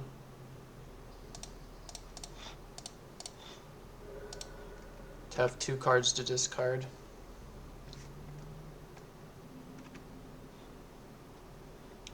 And I think we just discard them now. It doesn't seem like they have removal, and I want to have this spell up. If I can manage to get both Bowmasters off the field, I'll finally be able to draw cards again. Alright, they drew a land for turn, unless they were holding it. Might have a Fury. Fury would be pretty bad. Actually, just Fury make me dead? No, it doesn't make me dead. But it would be quite bad to see that. I would have to kill the Fury. Alright, got the Fury. Target Asmo. Alright. I could kill Fury or a Bowmasters. I think I have to kill Fury if I can't get Asmo back next turn. That needs to be off the board. Okay. Catacombs. Yeah, and the problem here now, I could go to 2, get back Asmo and play it, but I wouldn't have anything to discard. And I still really just can't draw anything for fear of just dying on the spot. So I think I just have to take my time. Here the land is equivalent, like playing it is this, well, it's actually better to just discard it since I get a treasure anyway. So I'll just do that now. And yeah, I guess we'll pass the turn. I really just need to hit an oval chase. It's probably best draw. Bolt, and then you have 4 damage coming in, so I have to crack the food. Okay. Now I'll go to 2. This might be end of game 1. Alright, so lots of games against Scam today and yesterday. Alright, can I survive? I could discard this, 4 mana, get back Asmo, but then I only have 1 food left. I can also discard this, make a food go to 5, and that technically lets me survive. So yeah, I guess I just have to pass the turn. Most likely this is game over, but you know, we'll play it out. With this deck, it's hard to know. Like, there's so many draws that are interesting that it can be hard to know if you're out of the game or not. Double Bowmasters is really quite difficult to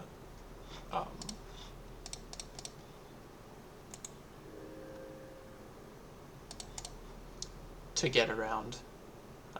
Taking 1 damage off of drawing a card is manageable, but the 2 is just... Ooh, Unearth. Okay. Find me a cookbook. I could discard the cookbook. I don't think it's enough. Block. Sack food. Go to 4. I mean, it's worth it enough that I'm gonna do it, but it may not, again, help us. Okay. Get a cookbook, and here again, we're just gonna hold and probably have to sack a food. Discard this cookbook. Unfortunate to have to discard your cookbooks, but you know, we just didn't draw oval chase this game. Now, are you going to combat? So if I go to 4 and take 3, I really want to be able to block one of these Bowmasters to get 1 off the field. I would be playing around. I think even if I block, am I dead to Bowmasters anyway? No, but I don't want to play around an extra Bowmasters. I need to get 1 of these off the field. Feign Death. That's 3, 4. Okay. Alright. Alright, let's go to game 2. Same boarding as you've seen me do. A bunch against this matchup. Mites, Spell Bomb.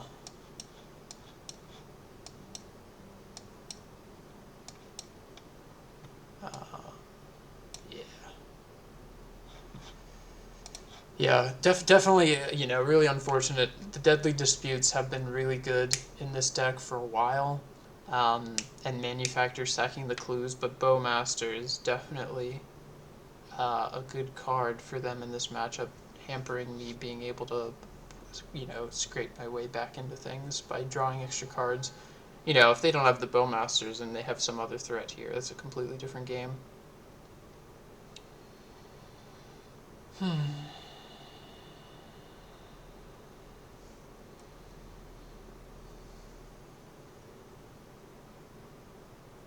Yeah. Double Bowmasters. Whew. Alright, on the play. Let's see what we got. No colored lands. It's just got to be a mulligan, unfortunately. Double Goose. Asmo, Cookbook, Unearth. Like to see that. I'm going to keep this. I'll bottom a Goose. I want to keep Cookbook and Unearth and everything else. And nice to... definitely want to keep both lands. The airboard could help them a little bit, but it's honestly okay. Alright. They also begin with 6. Alright. Now, if they have Grief, the Underworld Cookbook might be more important in the long run.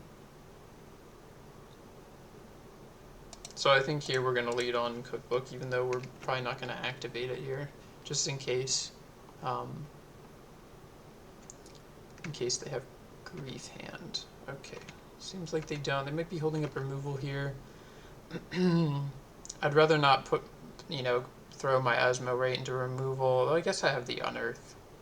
But then I have to give up a card. I think here I'm kind of happy to just play Goose, pass.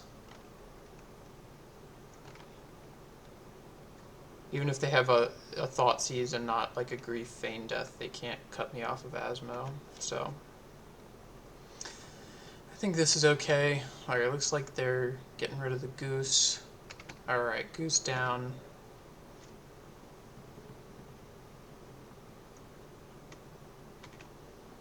Maybe Bowmasters. Another Asmo. I think I want to hold Unearth for... I gotta discard something though. Alright. I'd rather hold Unearth, so we'll do it this way. If they do have Bowmasters, I can just kill it next turn. Alright, let's grab a Cookbook, and yeah, let's just play out the Cookbook. Got a removal spell up. Pass a turn. If they do have Bowmasters, well, it's tough. Okay, they just have a Terminate. Alright. No Bowmasters.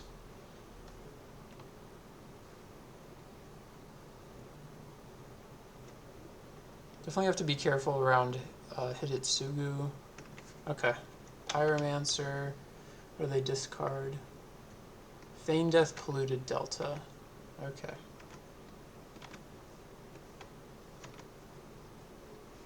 Needle. Yeah. Alright, let's go ahead and Needle Engineered Explosives. And let's unearth this Asmo. And do I want to deploy the Cookbook? Not particularly.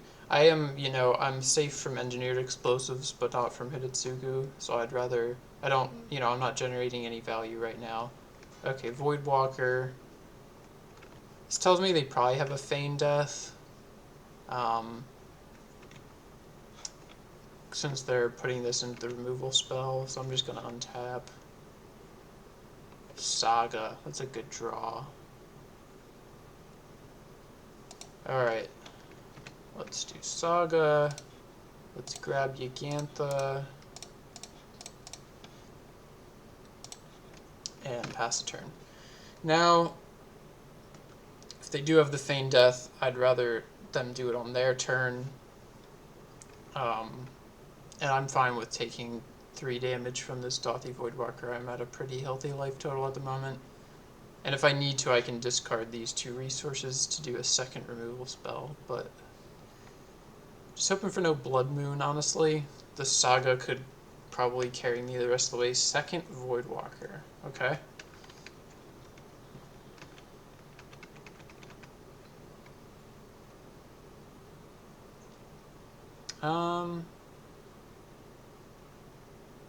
Do I want to shoot this right now? Maybe I do. Alright. If they have the Feign Death, they'll do it now, but that's okay. We're gonna have to fight our way through this anyway.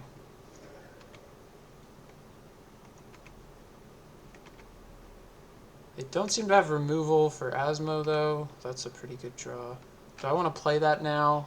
Construct, untap Construct. I would have to hit another land to be able to double Saga activation next turn, which makes me want to not play that and just make a Construct. The Construct is already bolt proof, so I think here I can just pass. I might end up wanting to discard Yawgmoth in the cookbook, which is unfortunate, but alright, they hit the land.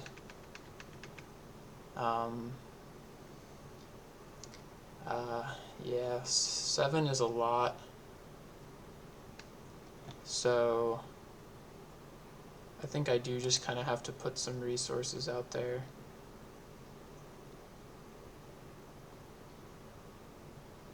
Well, the next turn I could get Spell Bomb, and then I can stop them from Feign Deathing one of these.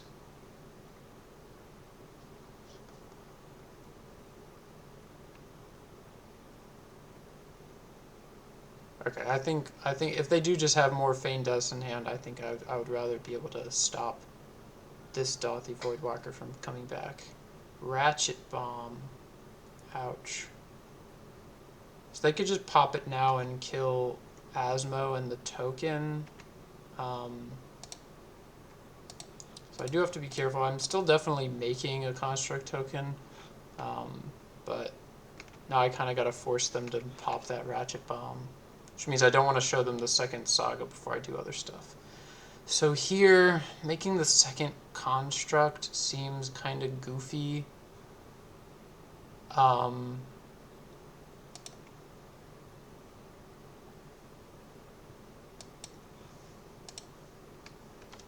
Since they just have the Ratchet Bomb, so I'd rather do this. Like we talked about, let's get the Spell Bomb. I could just cast Yawgmoth, and that might be the better play.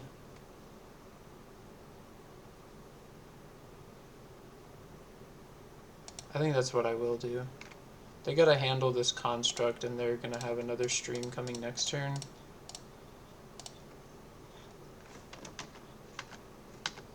Whoops. Alright. Jeggy.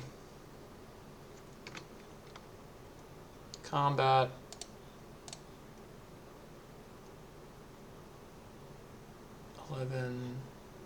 Alright.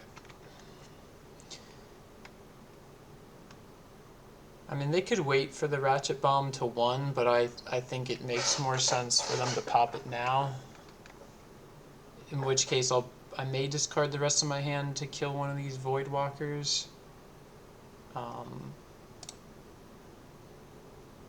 Yeah, I think I have to. I can't let these Voidwalkers get out of hand.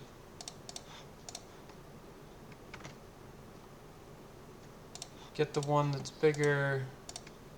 If they have a Feign Death, okay, cool. Alright, so those two are off the field, but I get to make more constructs. I'm still taking 3 a turn from this Dauthi Voidwalker.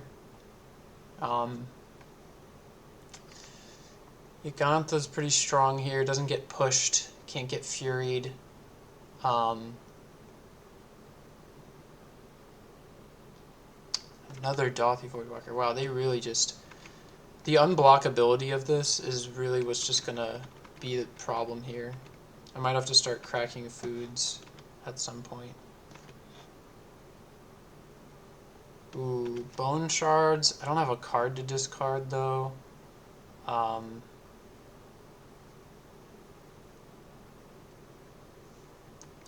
Okay. Go to combat. Let's get in. I'm taking 6 next turn, so I could be dead to a bolt. I could draw a card off Spellbomb, but then I wouldn't be able to make a construct and bone shards too. So I think here we have to just pass, take 6, block Pyromancer. Hopefully they don't top deck instant speed removal, but and if they do get in with everybody, okay, this is concerning. Kind of makes me want to just crack a food to play around removal on the construct, which isn't great, but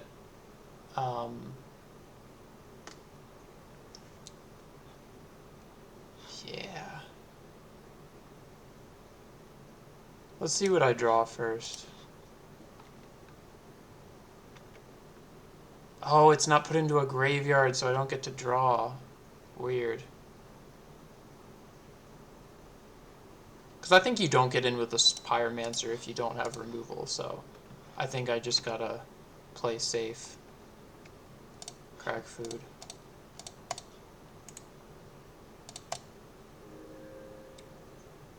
So, unfortunate that I cracked the Spellbomb, but I guess now, you know. Fury, whew. Sheesh. Well, there's not much that gets me out of this. Haywire Might. I can go grab another Haywire Might. It just was really not a good draw. Even cracking one clue isn't enough. I guess Fury has first strike, so the Haywire Might will put me to 5. And then block, double block Fury with 2 Haywire Mites. I guess that's what I gotta do. Alright. Get the other Haywire Mite. Cast this Haywire Mite. So do I get in with Yawgmoth? They would trade the Fury for Yawgmoth, and then I would just be dead. So I can't attack with Yawgmoth. Oh, I'm just dead. They're not going to attack with Fury. Whoops. Well, you know. Definitely still learning a lot about combat specifically. That's really weird. I mean, maybe they don't see what I see. It's also possible that they're not thinking about the first strike damage. Yep. Well, you know, you think through everything except one piece. Alright, so 0-2 loss versus Rakdos. Yeah, there were just several misplays for me on my part and some pretty bad opening hands. Again, you can't mulligan too aggressively with this deck, unfortunately, so sometimes you just gotta deal with bad hands. But yeah. Alrighty, we're 1-2 right now, jumping into the 4th match. We're on the draw. Let's see what our opening hand looks like. Okay, we got Blood Fountain to give a discard outlet to be able to cast Asmo. We got the Oval Chase. I think this is a fine hand. We'll keep here. Alright, what are we up against? Basic Plains. Okay, looks like Hammer Time. This makes me, you know, they get to draw a card if I cast Blood Fountain here. But if I wait next turn, I can't cast Asmo and get that rolling.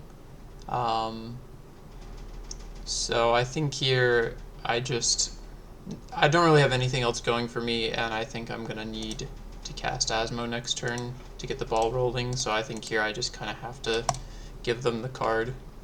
This could be wrong, but Hammer's fast, and sometimes all that matters is coming out of the gate as quickly as you can, especially on the you know, really unfortunate being on the draw here versus the play where we can get this blood fountain down before they cast Sentinel.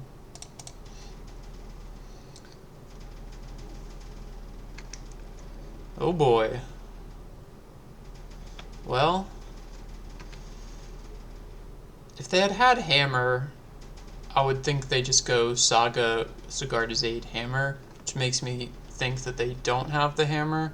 Either way, we're just casting Asmo this turn. Probably. I can leave one fetch, maybe get the second basic here. Thin the deck just a little bit since we drew the extra land.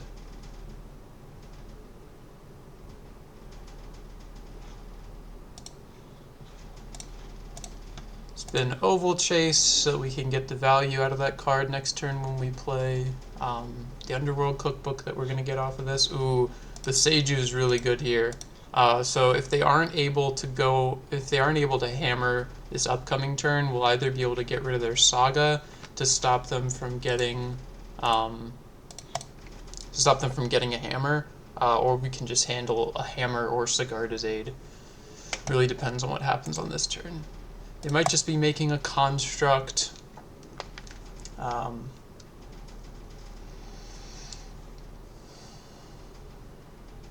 Okay, no attack. Again, that tells me I don't think they have a hammer. And here it's really, ooh, and we drew the Saga, so we can play the Cookbook and then have Boseiju up, or we can just kill the Saga right now. I think it's probably best to just kill the Saga, or I kill Sigarda's Aid, and they won't be able to equip the hammer that they want to get off Saga. I think it's just correct to kill the Saga, though. So, I want to pay for Esper Sentinel, and then Boseiju costs one less because of Asmo, so I can do both things this turn.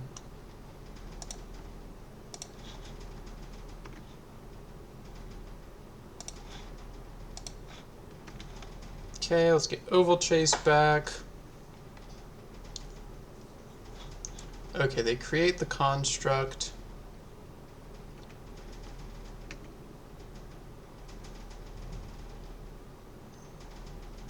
Oh, stop. They're countering this? Oh my goodness. Well, you know. I didn't realize they played Spell Pierce. I haven't played against the blue-white version very much, but no, I will not be paying 2, and I will be hitting that and yielding through the turn. We still can't get in. They won't get the second construct also off this Saga, so that's all good. Unfortunate that got countered, but we've got a Saga coming up, so we'll be able to make our own construct and then get another Cookbook in play. So we're at a pretty high life total, I think. Now we could block here and trade and then unearth to get another Cookbook.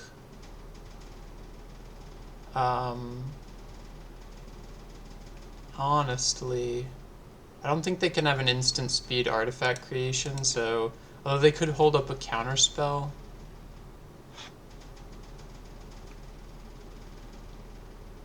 Interesting. They could have another Spell Pierce, which would throw off my Unearth plan. I think I'll just take 3. I don't want to walk into the Spell Pierce, even though I'd really like to get another Cookbook out of this Asmo.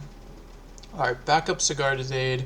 You can still have Spell Pierce, of course, but back up Asmo is really nice. Alright, here we're not doing anything extra, so let's just, we'll get a Watery Grave on their end step, and just hope they don't draw into Colossus Hammer. Dang, they got another Saga. That's really good for them. Alright, so they are kind of putting us on a bit of a clock, since they'll be getting... Alright, I'll just take this again. Don't want to sacrifice our permanents here.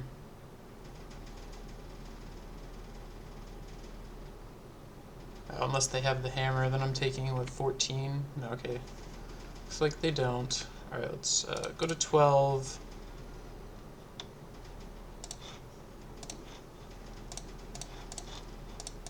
Let's make some big constructs. Alright, untap. Definitely just making another... Ooh, that was a great draw. Now we can make construct, go get a cookbook, and then play land and pay for the sentinel. Let's do that, and then cast cookbook, pay for sentinel, and now we have a removal spell up.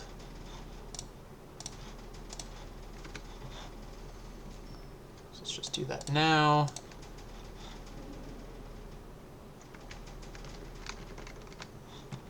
They have 2 cards in hand. I can't remember if this deck plays Solitude or not. I could get in with my 1 construct token, and then just hold up removal and, you know, for pure steel. And I think that's what I'll do. I have the other construct as a backup blocker.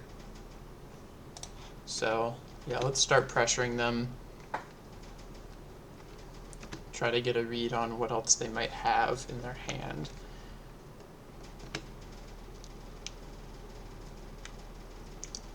Sacrificing the 2 foods will turn the constructs down to 5/5s, but that means I can still block the construct even if they make a token putting it to a 4/4. So let's see. Alright, all attacks. Now this tells me that they probably have a hammer. So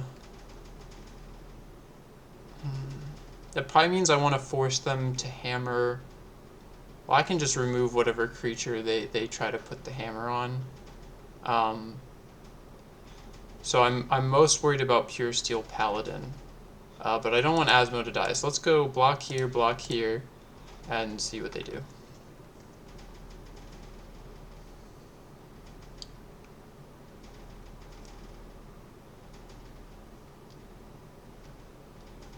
Okay, create a construct. Okay, so now my construct will die if they have the hammer.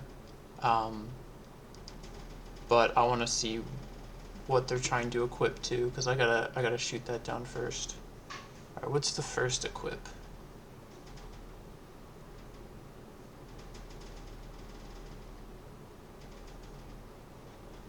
Okay, so the first one goes to Pure Steel, and it's a May. So it's going to end up on Esper Sentinel, no matter what, if I just kill their Pure Steel here. But if I don't kill Pure Steel and just let it go there, they can re-equip it post-combat. And Esper Sentinel being an 11/11 means I can still kill it with 2 Asmo activations. So I just got to get Pure Steel off the board. Can't let that thing stick around. So again, unfortunately now my construct will die, but they got a protection spell too.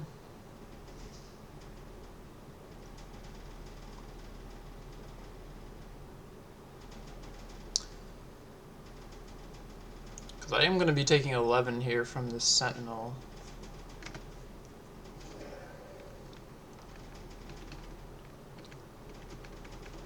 Which is rather unfortunate.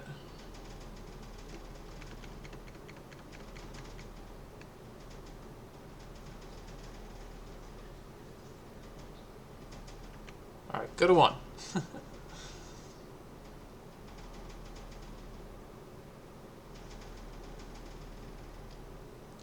Giver of Runes. Alright. Let's see what I can come up with. Deadly Dispute. So I can make 2 foods. If I cast another Asmo, I can get the 3rd cookbook, and then I could unearth 1. I can't pay the 11 though, so they would get to draw a card. But I'd be able to kill Esper Sentinel. Then they can just give their construct protection. So I think I'm just gonna need to. Oh, they can get a Shadow Spear. Shoot, that's problematic. This makes me wonder if I have a way out from this other than digging for something else. They're at 11. I have 7 power right now. If I use up both foods, it's still 7 to kill the giver. I would need to come up with 4 more power, which is 4 artifacts. So if I did go Asmo, Unearth, Cookbook, that's +4. Okay, I think I actually have lethal here.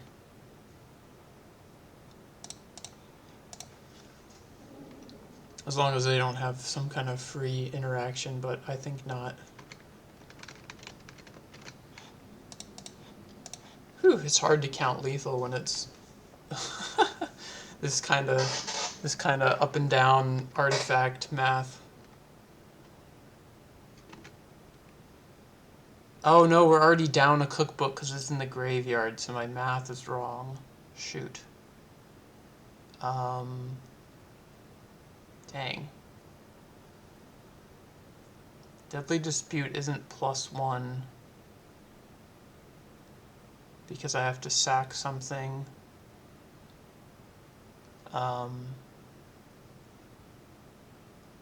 Jesus, this is tough. Again, I don't think I can beat the Shadow Spear, so I think I do have to Deadly Dispute then. Because I don't have any other artifact sources in my hand, so if I go Asmo, get the last cookbook,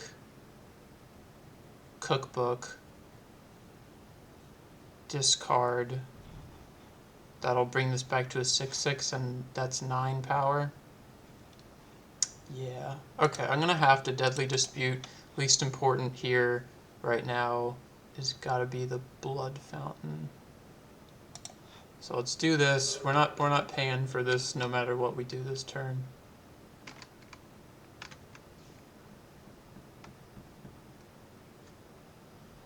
Oh, and we drew the extra cookbook. That's even weirder.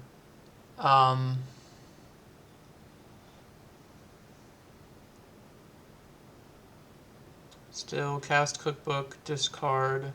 This goes up to an 8/8, but then back down to a 6/6, and it's still 9 damage.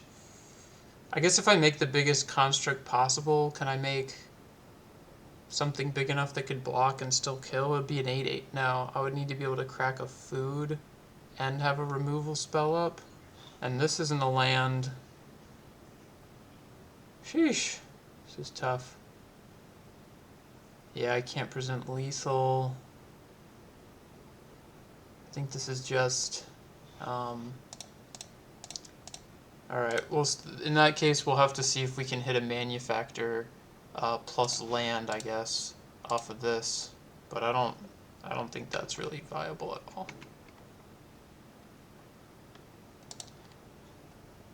There's a land. Yeah, I don't think it's happening, but we'll go through the motions.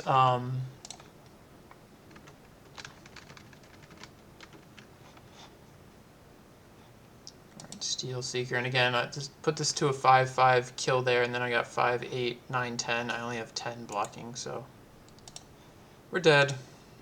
Unfortunate that I lost that cookbook early. I forgot to the Spell Pierce. Alright, sideboarding for Hammer. I like the removal because of, well, Stoneforge Mystic, and also Pure Steel Paladin. Really need to be able to get them off the board. I usually like to bring in 1 Pithing Needle for either Stoneforge or to name Colossus Hammer, so that Pure Steel Paladin can't let you equip. Of course, we're bringing in the Haywire Mites, which are all-stars in this matchup, and the Terra Sunder to take care of sagas and such. I also like to bring in, or I've been trying one on Mord Ego. If you have it early, you can just get rid of all their hammers, and that makes the matchup a lot cleaner. I think the combo is quite good here. The One Ring can save us as well, and Geese are good at blocking. We're bringing in an extra discard off of the Bone Shards, so I probably just want to cut Blood Fountain, an Unearth, a Steel Seeker, maybe one Manufactor. They have a lot of, they bring in Sanctifier versus us, which usually turns off a lot of graveyard stuff. So I think I'll honestly go like this. Let's try that. Yanmar Ego is definitely experimental. Alright, down on time, so we gotta try to quick. Alright, have the Haywire Might, 2 lands, that's a keep. I'm gonna put the Goose down first, though. We can use 2 mana on turn 2, but I want to not walk into removal. And because they do have things like March of Otherworldly Light, I probably won't put the Haywire Might in play until they put something in play that I really want to remove with the Haywire. One ring. Oh, that's going to be nice. Okay, so this means I want to play a second Goose, so if they kill the first one, I can still possibly have 4 mana next turn if I draw land, or I can just have 4 mana with the 2 Geese activations. Let's see what they do. If they have a Saga, okay, this is going to make me want to play my Haywire Might next turn. Alright, and they got the Stone Forge. See what they get. Probably, okay, they get the Kaldra.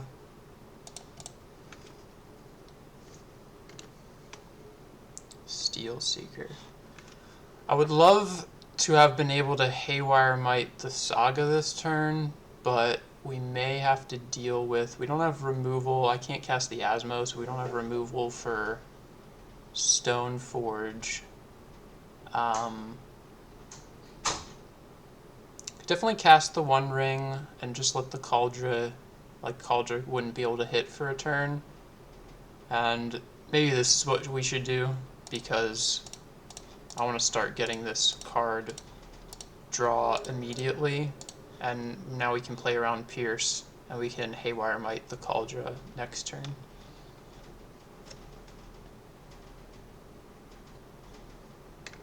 Okay, let's draw now, see if we hit a land. We do not.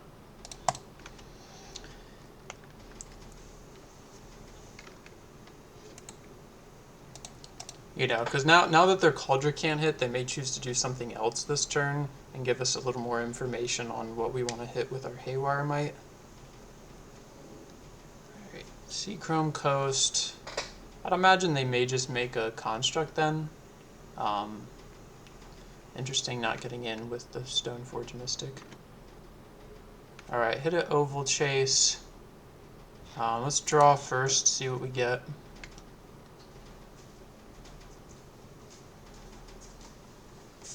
Ooh, Bone Shards.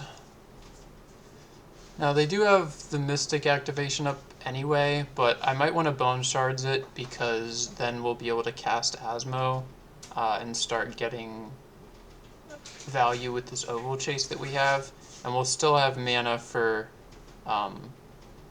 Haywire Might plus activate on the Kaldra, and this will kind of force their hand. Let's discard the Oval Chase,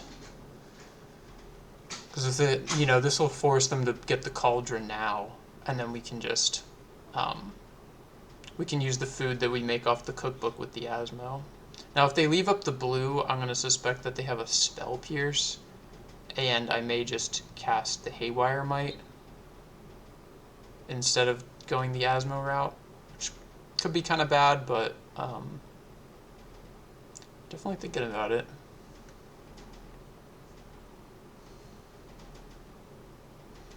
I guess we can always take 1 hit from the Kaldra, but I don't really want to. Seems like a tough decision for them. Okay, they go for the Kaldra. So again, they could be holding up Spell Pierce here.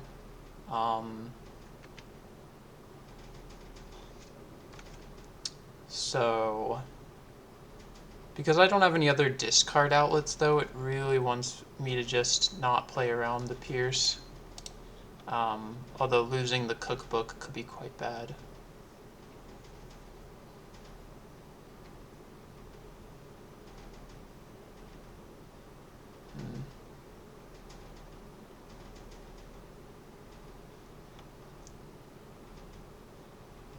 tough.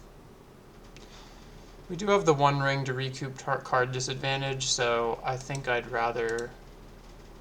We'll be able to draw a pop probably another discard outlet. We don't need the Asmo immediately. Let's go for the Haywire Might. Now they could have a protection spell, so I don't want to try to hit the Cauldron now. I'll probably do it in their upkeep. That way, if they do have the protection spell, they won't be able to make a construct because they won't have the mana for it. So, let's pass the turn, upkeep, try to kill their Cauldron.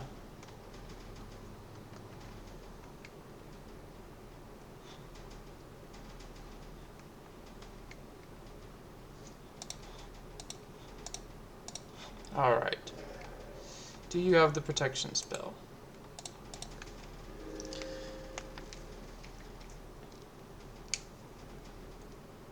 Alright, they do.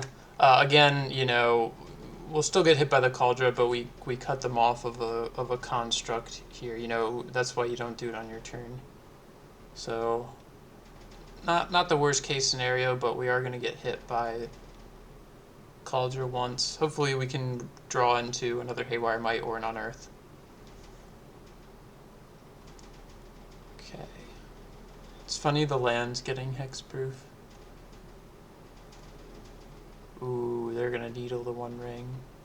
Yeah.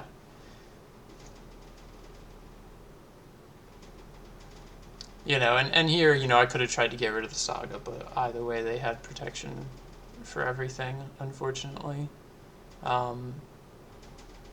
So I'm not going to be drawing any cards.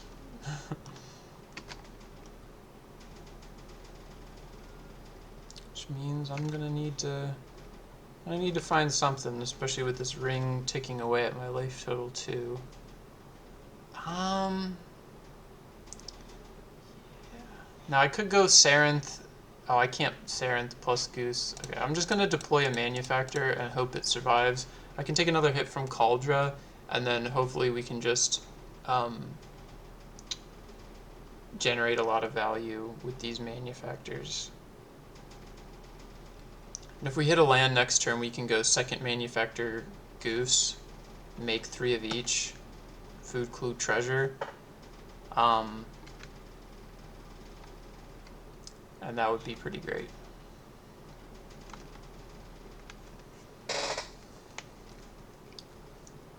They've definitely, sheesh. The second Saga, wow, they're really, they've got a lot of must answer stuff in play right now. Like here they can put me to 7, make a construct, possibly play something else, and I'm just losing 7 life a turn basically. Oof, Pure Steel Paladin. Alright. Oh my goodness, and Colossus Hammer. Am I just dead? Do I have enough to block? That's 17. I have to be able to block more than 5. I have to block with everything. And then I go to 2, and then I'm dead in my upkeep. Alright, well, you know, not a great showing against Hammer. 0-2 versus them. Well, terrible showing against Hammer. Alright, let's just jump into the last one here. We're 1-3, so, you know, best we can come out here with is a 2-3. Definitely, you know, switching out the third Haywire for the second Pithing Needle kind of hurts in this matchup.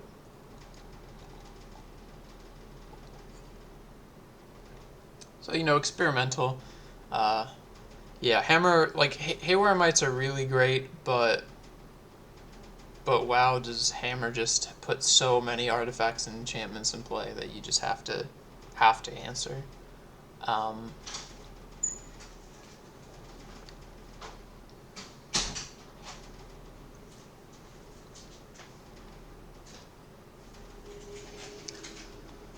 Okay, match 5. Oof, on the draw again. Haven't gotten lucky with the die rolls this league. It's a pretty iffy hand. It does have the Saga and the Oval Chase. They do mulligan. This is a hand where we could lead on Saga to get the cookbook quickly, but we don't have any other threats. It's a land heavy hand, so I think we mulligan here, especially on the draw. Again, not really any important pieces. Having the one ring is nice. We might just keep here. But they start with 6. This is such a slow hand.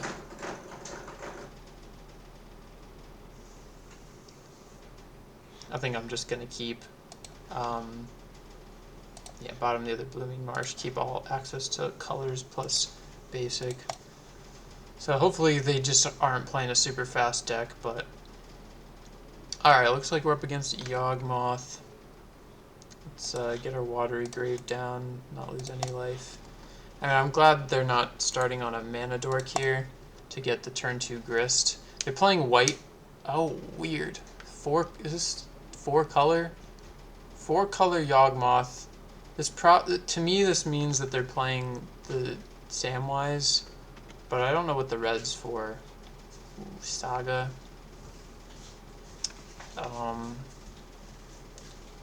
Honestly, I want to be able to one ring in a couple turns. I think it makes a little more sense. Well, if they just have a Yawgmoth, they're just going to kill my Steel Seeker. I think either way, I want to get the one ring down first before I start trying to make constructs, because otherwise the mana works out really weirdly. So, you know, this is the hand. It's not a great hand. Next turn we could buy Yawgmoth, we could unearth Steel Seeker if they kill it. We could cycle unearth. Right, well, they're not. Oh, Winota. Whew, this is a funky deck. And here I could put Young Wolf to a 2/2, or I could just block Delighted Halfling. So this would increase the power on the board, but it would give them one less card in the future if they draw a Yawgmoth.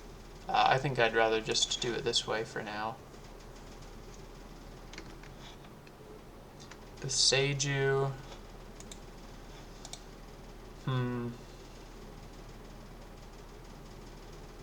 Tough to know what to do here. I can continue blocking. Definitely playing the Swamp, and then it's just whether or not I want to leave up the Seiju or buy Yawgmoth.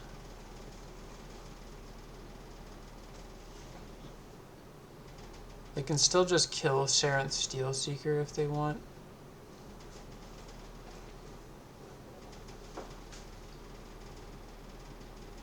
I think I'd rather keep the discard outlet if I draw an Asmo. So let's just buy Yawgmoth, yield to the turn. Since they can kill Sarenth Steel Seeker next turn, I think I'm just going to attack Grist. They'll probably just let it go through, but only stopping 1 damage next turn anyway.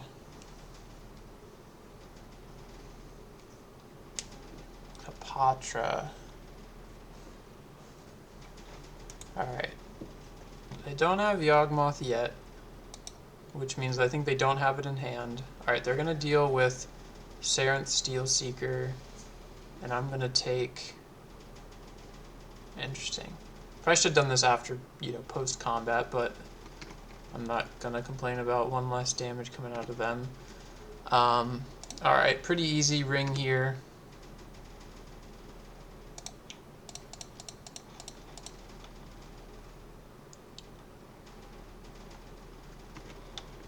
Get protection, draw a card. Next turn we can have Construct, Unearth, Sarenth Steel Seeker. Now that we have the second one, we can still have a discard outlet up for drawing an Asmo. But we could Unearth Steel Seeker and then the Construct can trigger it.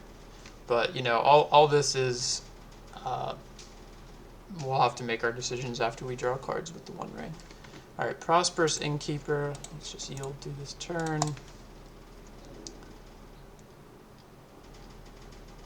Oh, I wasn't even paying attention to the fact that they had a companion. Guess I should have been paying attention to that. All right, they fall for the ring. Funny. All right, so they've got a Mori in hand. That's it, and that just decreases the cost of their creature spells. So I'm not too worried about that. They still haven't hit a Yawgmoth. All right, draw a goose. Let's draw some cards. All right, just a bunch of lands. I think here we can unearth Sarent Steelseeker, cast a Gilded Goose to trigger it, and also get the construct activation. So let's do that. Oops, nope, unearth first. Goose can be a good blocker against some of their field, and this will grow the construct. We'll definitely just leave that on top. I want to, don't want to necessarily use up the value of this unearth right now. So now we'll have a 3/3 construct. They'll have to give up their grist if they would want to kill the construct. So are they just casting a Mori? So I could wait until the end step. Imperial Recruiter. Power 2 or less. So this probably gets Yawgmoth. I can't remember what Yawgmoth's power is. I thought it was bigger, but I guess we'll find out. Yep, there's the Yawgmoth. They do have the mana to cast it. That's unfortunate. Oh, and they just have... Sheesh. I believe here they can just gun down my whole field because they can just repeatedly sack things and make snakes. So I think this is just game over, because next turn I'll draw the Manufactor, but I don't have a way to get rid of this Yawgmoth. I would have to draw into an Asmo and take the Hapatra off the board. I mean, we'll play it out till next turn and see what happens. I'm not feeling particularly hopeful here, but alright, they're just making a creature. Okay. Interesting. Okay, so red's for Imperial Recruiter. I guess if you're playing a Mori, that's a pretty good okay, again, not ditching it. They might do some actions here. Okay, no, they're just gonna wait. Alright, go to 11. I don't think a construct is super good here. I think I need to find... Oh, I guess I could draw. I'd rather get the tutor target for this out of the deck first before I draw. Since I have pieces that aren't it that I need to find, like the Asmo to get this Hapatra off the board. Okay, alright, they're gonna kill Sarenth before I can get any triggers.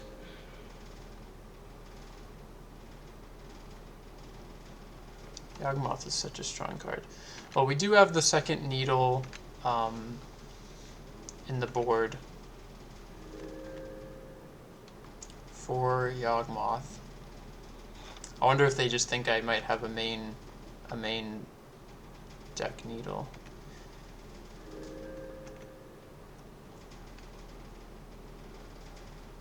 Alright, kill my creatures. Make infinite, well, not infinite snakes, but what a strong card in this archetype. Alright. Kill my creatures. And they are life neutral.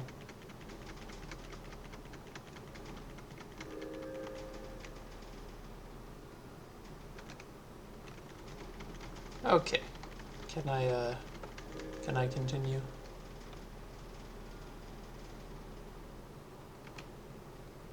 No. I suppose the answer is no. Like, I think they can just draw infinite cards in response to this. So I don't think I'm coming out from under this. I'm just gonna concede. This is pointless. Alright, need ways to get Yawgmoth off the battlefield, so we bring in removal. I like to bring in the egos for Yawgmoth. Pithing needles, obviously. And then usually, well, now we know that they're only playing creatures. So we don't have to worry about artifact enchantment stuff. It might be nice to have the Terra Sunder as an extra removal for Yawgmoth, but I think that's a little fringe. So, yeah. Let's just roll with that. Combo's pretty good against them. I think I'm really chump blocking big creatures here, so let's cut some geese. Usually you cut a Steel Seeker, maybe cut one Earth, a Blood Fountain, and Manufacture. Let's try that. Still nice to have a couple geese so you can get an early Unmoored Ego. Alright, Yawgmoth on the play. Game 2. Yeesh. Terrible hand. Double Sieve, no colored mana sources. Definitely a mulligan. Okay, here's the Ego. We got the fetch land. So I'm just going to keep this. Let's bottom... Probably just the Manufactor. Nice to keep the Oval Chase in hand, though. And I'll keep the Sarenth around for that turn 2 play. Alright. We can get our Watery Grave tapped at the end of their turn. Alright, Delighted Halfling.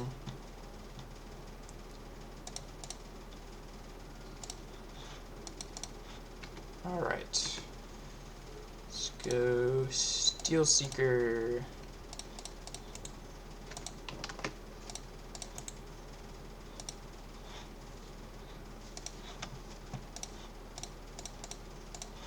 Oh no. Sometimes it does this thing where I start floating the mana and then it makes me click every mana symbol for the rest of the game. So that's fun. I don't know how to undo that one, but we get to Unmoored Ego next turn to deny them their Yawgmoth combo, which should slow them down. And this Haywire Might isn't doing anything at the moment, but that's going to be a problem for sure. Alright. Let's show me the Yawgmoths. Unless they have Veil of Summer. Alright. They do not. Yawgmoth, Thran Physician. Now we can take a look at the rest of their deck. Oof, they got a Bowmasters in hand. That's going to be a problem. They kept 3 Yawgmoths. Alright. What else do they have? They got the Gris, Hapatra, Judith the Scourge Diva. Okay. Bureau Recruiters, Winotas. Okay, good thing they don't have a Winota in hand. If we draw the next Unmoored Ego, that's what I'll be taking. And here we can't get in with the Sarenth because they have Bowmasters and they can just ping and then block with the token.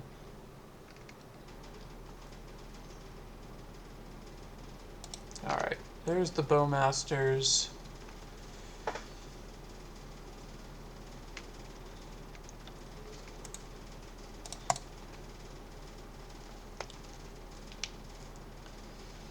Gonna have to try to come out from under this Haywire Might before we can really do much of anything interesting.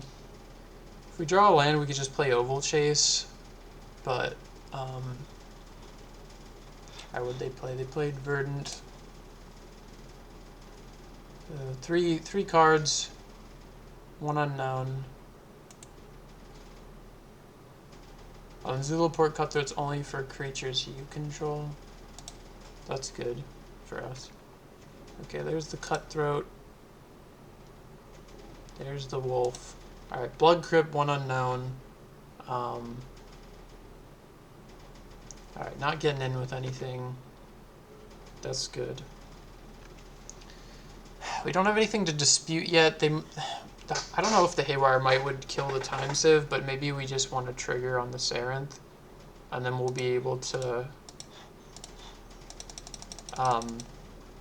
sacrifice maybe the Time Sieve next turn if they don't Haywire Might it now. Oh, we gotta keep a cookbook on top. Alright. Can't dispute, unfortunately, in response to stuff, but our opponent isn't doing anything over the top strong at the moment. And I just gotta hope they don't draw that Winota. Okay, they still got the Blood Crypt, so it's still Blood Crypt. Alright, there we go. We know their hand.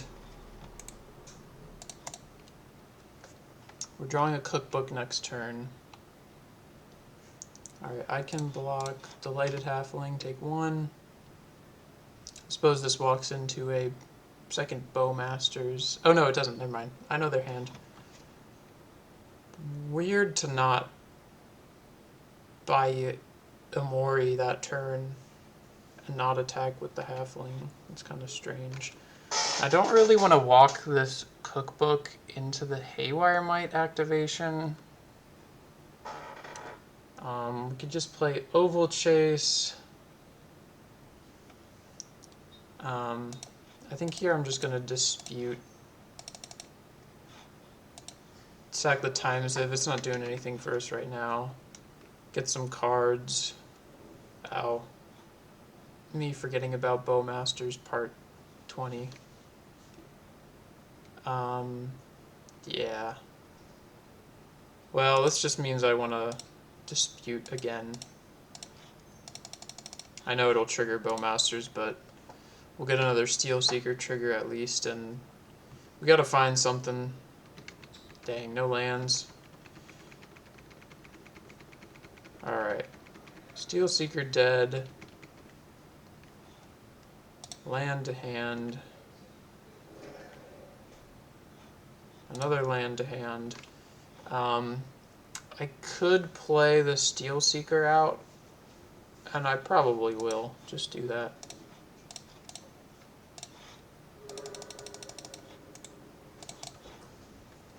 Next turn it'll probably just be start deploying these Oval Chases.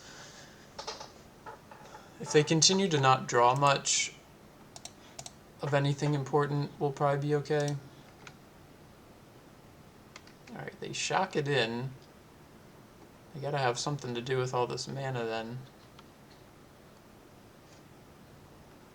They can't Imperial Recruiter Winota, but if they just drew a Winota. Okay. I'm guessing they'll get Winota though, and then they're gonna get 1, 2, 3, 4, 5. Oh, they got Scourge Diva. 1 damage to any target. So, oh my goodness, that Orc army is huge. I think I just gotta chump the Orc army, or that's 4, 5, 6, 7, 8, 9, 10. Yeah, I just gotta block the Orc. Wow. Well, the One Ring would let me survive, but it sure wouldn't do much of anything else. Yeah, I'm just dead here. I guess I could draw the One Ring. It'll put me to 4.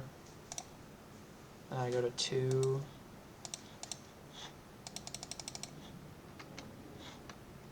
And that's GG. Alright, well, you know, sometimes you go 1-4. Classic. I don't think I have any notes for that matchup. That was just me getting stomped on. So, alright, well, I've been Lazy Cat Lady. You know, maybe watch the other video if you want to watch one where there's some better tips. But, you know, thanks for watching.